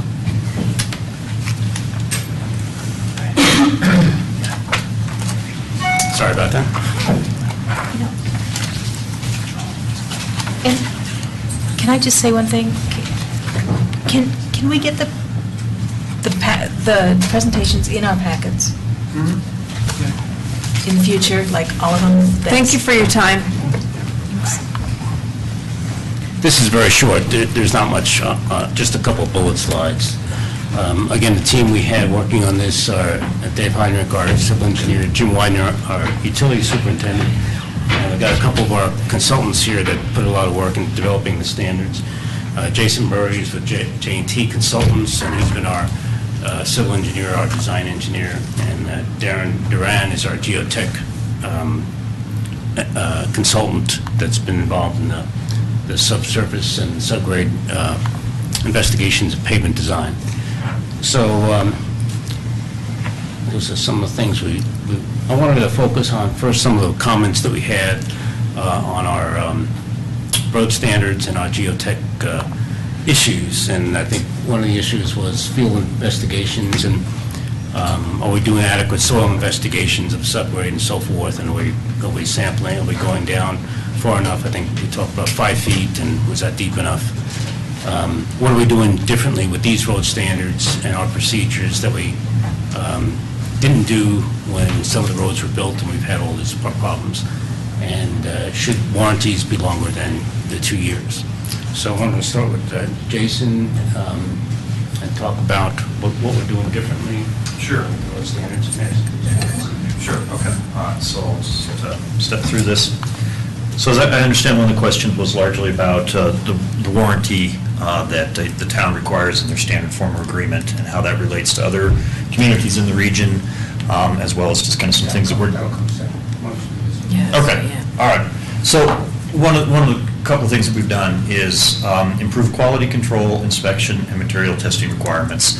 I've been on your streets projects for the last few years, and one of the things that was somewhat obvious about when those streets were originally constructed is that quality control, both of the material that was placed and the material that was provided, was frankly not very good. We saw large variations in asphalt, large variations in pavement thickness, and all those combined together to basically make the roadways not last very well, and you have a lot of the problems that you have throughout the town. So we have really upgraded that, if you will, and standards kind of brought everything current, what you would expect to see for these types of materials, these types of soils.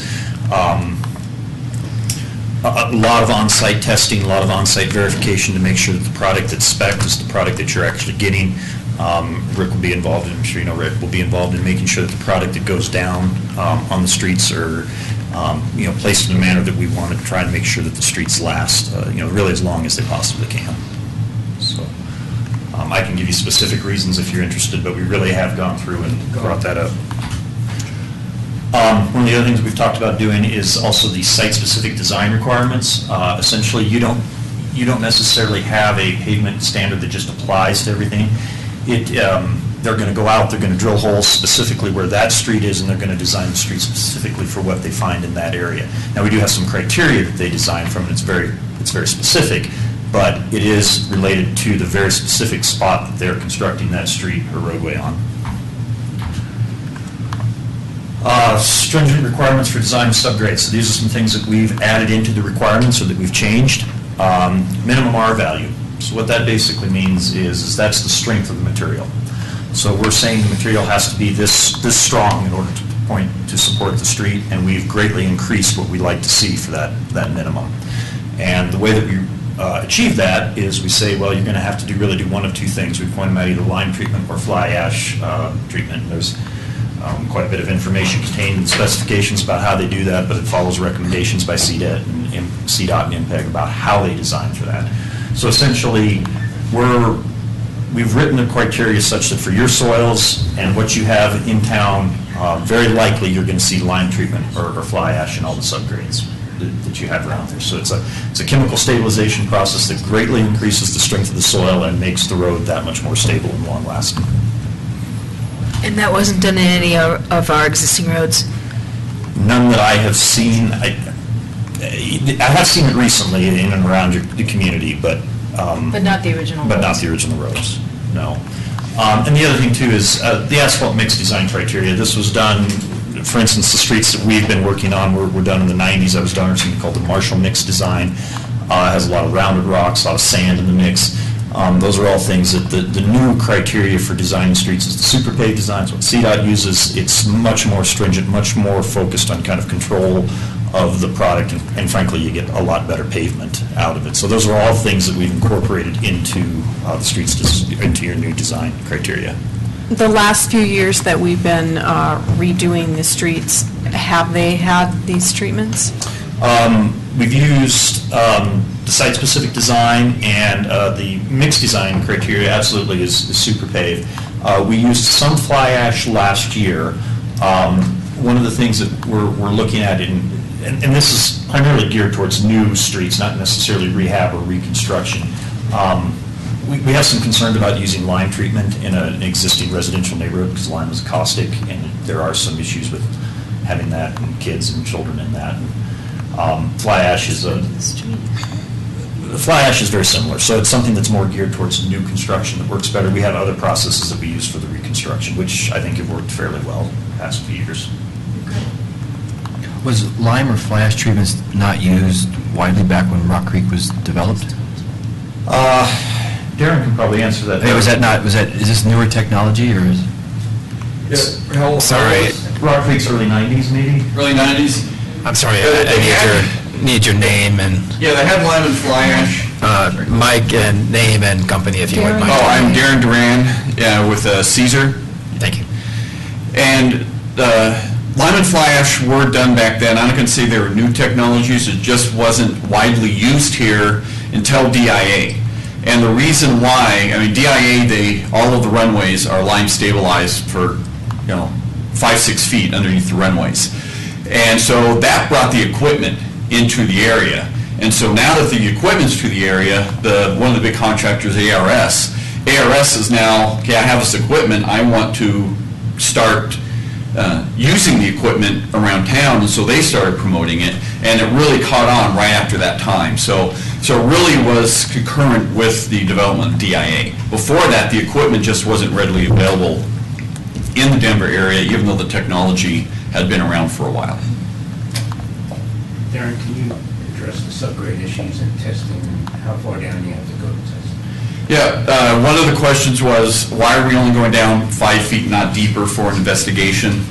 Well, on the zone of influence of the traffic as it's going over the pavement is 3 feet from the top of the pavement. The soil at a depth greater than 3 feet doesn't even know traffic's going over it, because the loads get distributed on what they call a dynamic load, a traffic that's moving. It's different for a static load.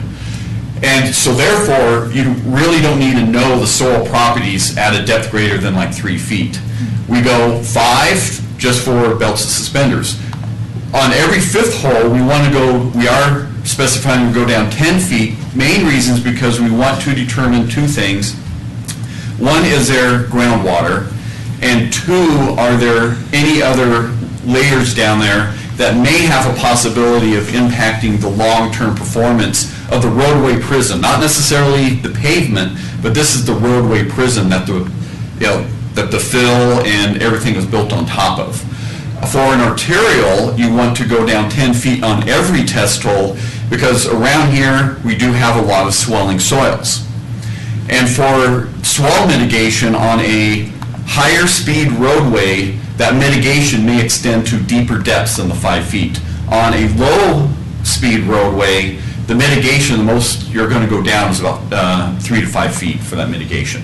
So that kind of drives the depth that you do your studies. Just for comparison purposes, what classification, arterial or whatever the other one you gave, is Indiana? Well, most of the new development roads are local roads and collector roads.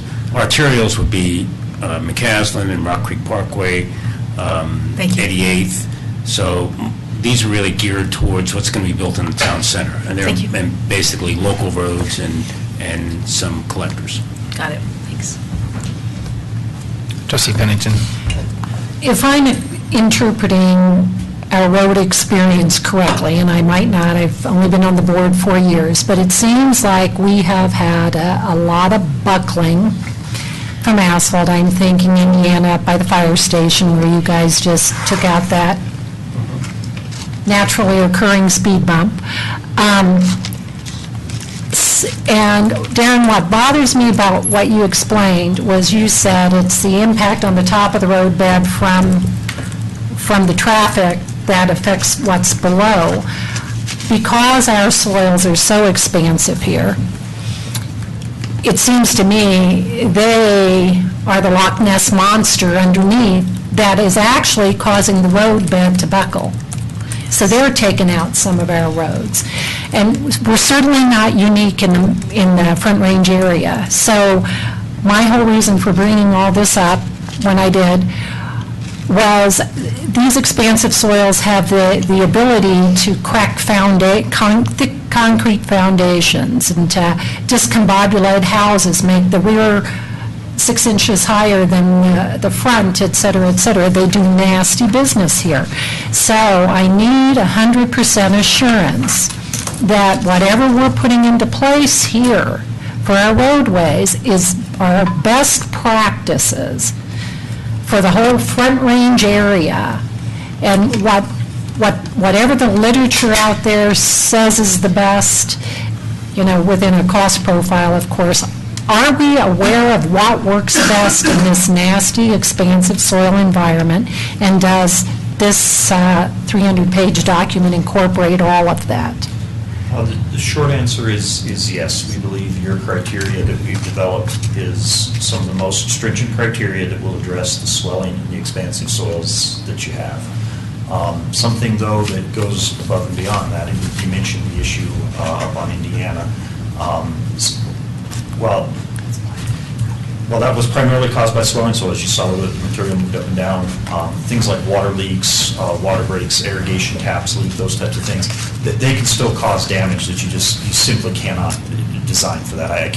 We can't necessarily design a road that's going to survive a water main leak. So that's an important part of the system too, is making sure that the other infrastructure underneath that is up and current and has been repaired. But the standards that we developed, and correct me if I'm wrong, they really force us towards using the type of chemical treatments, fly ash and lime treatment, that give you an excellent, really give you about the best you can get to resist those forces that you see from the swelling and the And expansive. I'm going to go to your credentials. So you're familiar with best practices in the whole Front Range area? And can somebody here who is familiar with those practices assure us that this document incorporates those practices? I design roadways all over the state, including Northwest Parkway, E470, all the way down to residential roads. So I'm very familiar with the standards for multiple jurisdictions that are out there. These standards are not only very typical, but also on the upper end of what most of the standards are out there. And I'll explain something with the swelling soils. You're not going to, if you build a road on swelling soils, you're not going to prevent it from moving. You're just not going to be able to do it. The amount of swell that you have, especially in this area, it being the Laramie Formation, is one of the highest swelling formations that's out there. What you're trying to do is mitigate the swell such that the roadway has reduced amount of distress and also remains its drivability. And so the drivability has to do with the amount of swell and the speeds that you're driving. And so the faster the road and the higher the swell, the deeper that you have to mitigate that swell. And you do it by taking the material out, recompacting it, and putting it back in place. What that leaves you is a very soft, wet subgrade. And to help mitigate that, you're going to be doing your minimum R values, your line treatment, or your fly ash, so you have a strong structure that you're putting the roadway on top of. Does that help? Yes. Explain? Trustee Scott? So I hadn't heard that 3-foot thing before. That sounded kind of interesting, and I appreciate that.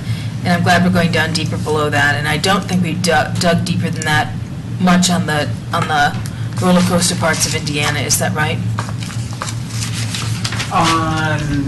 Near where the skate park used to be, and now it's a basketball court, and coming forward. On the south end? Coming toward the school. On Superior Elementary? Towards Superior off of It's by Colton the and Indiana. northeast, northwest corner of Indiana. Going there north, Indiana and Colton. Okay. Moving north from there. Yes. Yeah, so we went down, what do we do, what's our depth for reconstruction on the streets now? For the local streets? How deep? Local streets now are 12 inches of FDR and 6 inches minimum. So we went So 18 inches. 18 inches. That's, I think, what we did. But it on seemed to the have solved it, so the fact that you're talking about 5 feet now makes sense. That's how far it would be done, that's how far the investigation, we drill holes to determine what's there, it goes down. And it concerns me that you put the same dirt back in. So you're saying that the same expansive dirt plus fly ash or plus lime doesn't act like the same old expansive dirt anymore? Okay. Thanks. Any other questions from the board? I thought roads had like gravel and stuff under. I didn't know it had that same dirt, so I thought it had like gravel and rock or stuff like that, so. Road base? That's a Yeah. subgrade, right? That's So a I- subgrade. We're okay. bringing back Base and then the asphalt surface. So the subgrade is what we bring back and we lime treat it. On top of that, we'll have gravel, and on top of that, we'll have the asphalt. Okay. So just to be clear, so during the last conversation, the initial evaluation was to drill down and take soil samples to figure out how much you had to over-excavate. You would then over-excavate, and come back and then reanalyze the soils. That's what I thought we were doing. So what's happening now, like on the town center, they're doing this grading, okay? So they're grading, they're treating all the soils, and they're bringing the soils back. So they're in place. But they had to figure out how far to over. They went down even to further, right? because they had the geotech, reports for the entire They went down development. how far? You said only a foot? 10 feet, I think. Yeah, they went down 10 feet, I think. Thank you, okay. So they're bringing it all back. Now we go back where we're going to build the roads, and we're taking samples every 250 feet, and they're going down 5 feet of the stuff that was just put in to test the strength of that material, and then we're going down 10 feet every fifth hole, right? To make sure that what they put back, what the strength is. And if it doesn't meet our standards, then they have to do this lime treatment to make it stronger. So basically, this is an analysis that the over-X worked like we thought it was going to. Right. Yep. Do you want to address the warranties there? Sure.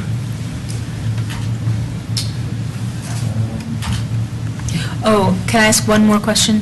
So you said you were going to CDOT's, you looked at CDOT standards or something like that, and I recognize why you kind of are looking at local standards, because that's what everyone here is used to building to or something.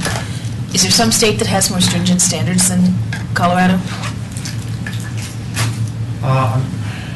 Darren might better be able to answer that. I'm not so sure it would necessarily be more stringent. They all use the same things, but they're more geared for the materials that you typically have in the regions of the state. Any other state have as expensive or worse expensive soils than we do, that we did or did not look at for possible guidance? No, the state of Colorado, I'd have to say, is probably the leader when it comes to mitigation of expansive soils, because it is the number one geologic hazard that we have in the state, much more so than the floods or, avalanches or rockfall. Geologic, the swelling soils used to cause billions of dollars worth of damage. We've now gotten those numbers quite a bit down. So we are the leaders in it. So there isn't going to be any other states from the swelling soil standpoint that have more stringent standards. Not Utah or Wyoming or any of the... okay. No.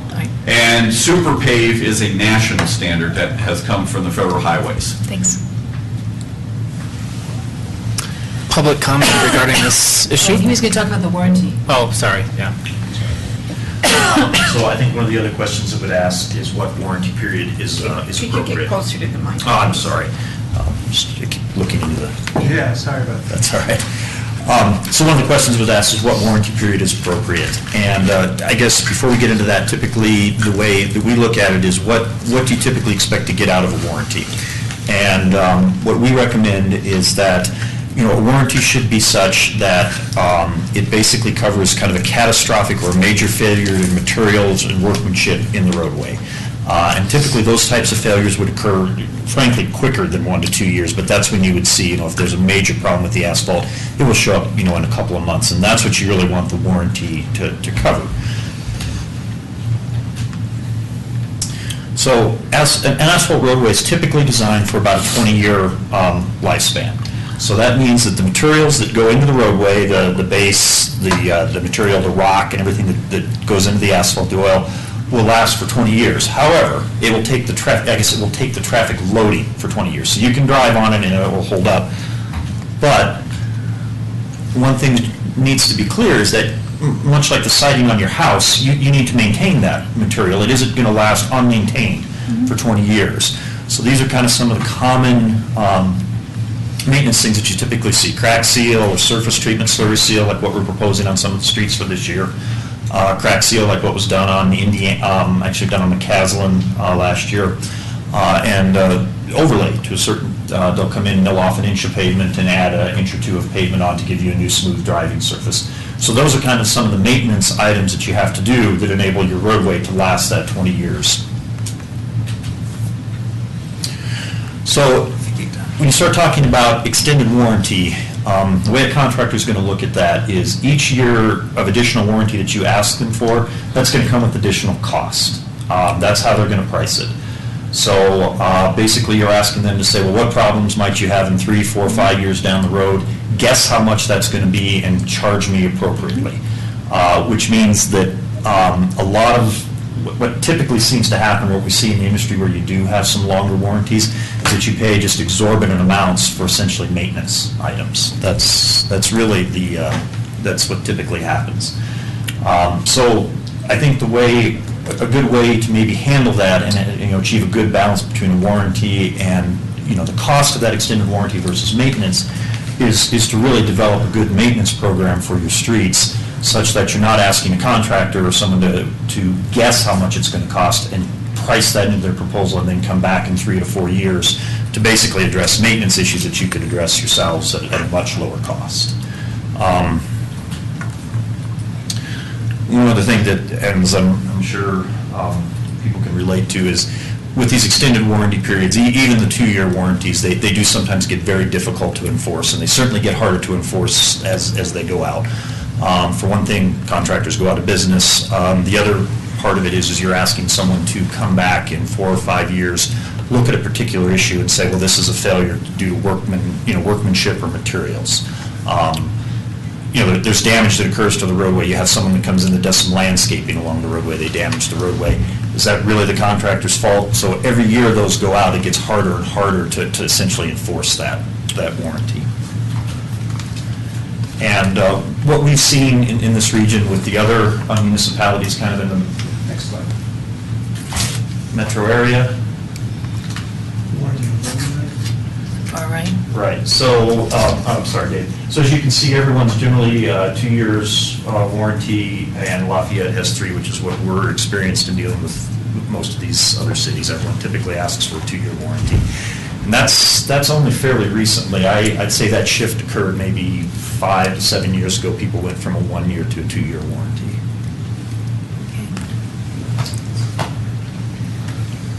Trustee Skumatz? Oh, gosh. So do you have any estimate of what it cost extra for Lafayette to get that third year? You said it's more expensive. I would expect it to be more expensive, but the question is sort of how much more expensive, and sure. But can you make any interpolation based on what you saw happen in Lafayette's numbers? I wasn't actually aware that they'd gone to 3 years. I think that's a new change that's only happened this year, so I'm not sure that information is available. Okay. And the other is how many of those cities have had a failure within those 2 years and had to go about enforcing it? I'd say every project has warranty issues. It's uncommon to have a project that doesn't have a warranty issue. I think every... Wow. For instance, a piece of sidewalk may crack, and if it's within the 2-year warranty period, we'll call them back and have them fix that. We've done that on your projects, on your streets projects every year. Oh, okay. I had one more question. I'm trying to think what it'll come to me. Sorry, go ahead. So just looking at, I'm sorry. One more. At this chart here, the amount, it says construction, then amount, and it's a percentage. So this goes from 100 to up to 125%.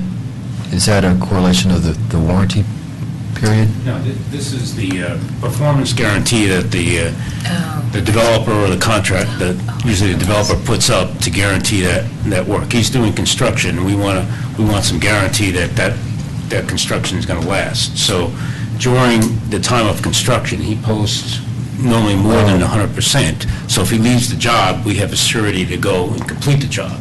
But once the job's done, then we can reduce the surety during the warranty period to much less, because we've inspected the project, we've more or less said it's built according to the plan, but we want some hold for a couple of years to ensure that any cracks or whatever, or anything that shows up in that 2-year period, and if he walks, we have some surety to go fix that. So that's what these numbers. So Lafayette actually only has a 10% surety during that 3-year period, whereas we have 25%. So we have a little hold because we're holding some of their money in case they go out of business, or they don't follow up on the warranty work. Yeah, but then there's also, so the percentage on the other side, construction, right there? Yeah, right here. This is during construction. During, gotcha, okay, yep. And then this is after it's complete. I remembered my other question. So one of the things I took away that I didn't expect was, you made it sound like a fair chunk of these guys go out of business within 2 years, or is that really the case? I mean, they're Not really, but there's there's always that potential that a contractor's going to go bankrupt. It's not a common thing. No. Oh, okay. But, Sorry, and then I there's didn't a know it was payment of common. performance bond that they buy, and that, some third party is ensuring that project's going to be built. They've got enough big callbacks within 2 years on their projects, it doesn't take long. That's what I'm thinking, that, they all change their corporate name so they're no longer liable. Public comment regarding this issue? No? Any other discussion, otherwise board action regarding this? Fine. I'll make a motion. Sure. Trustee Hansen. I'd like to make a motion of Town of Superior Resolution Number R-23, Series 2014, a resolution of the Board of Trustees of the Town of Superior approving an update to the roadway design criteria and standards for the town, 2014. Motion by Trustee Hansen. Is there a second? Trustee Skumatz, any further discussion? Yes. Thanks for all your hard work on this. Okay, thanks. Then roll call.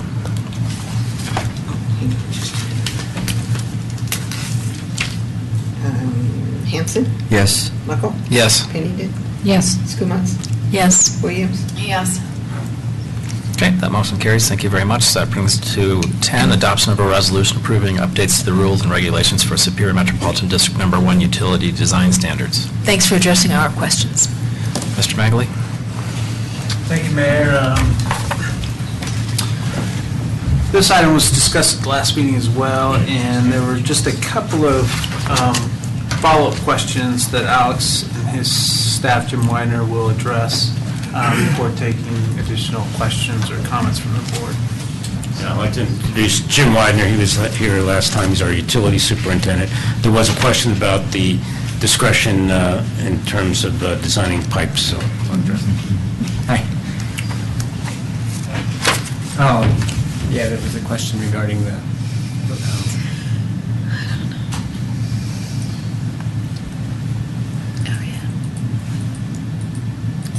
so there was that comment about the discretion of the,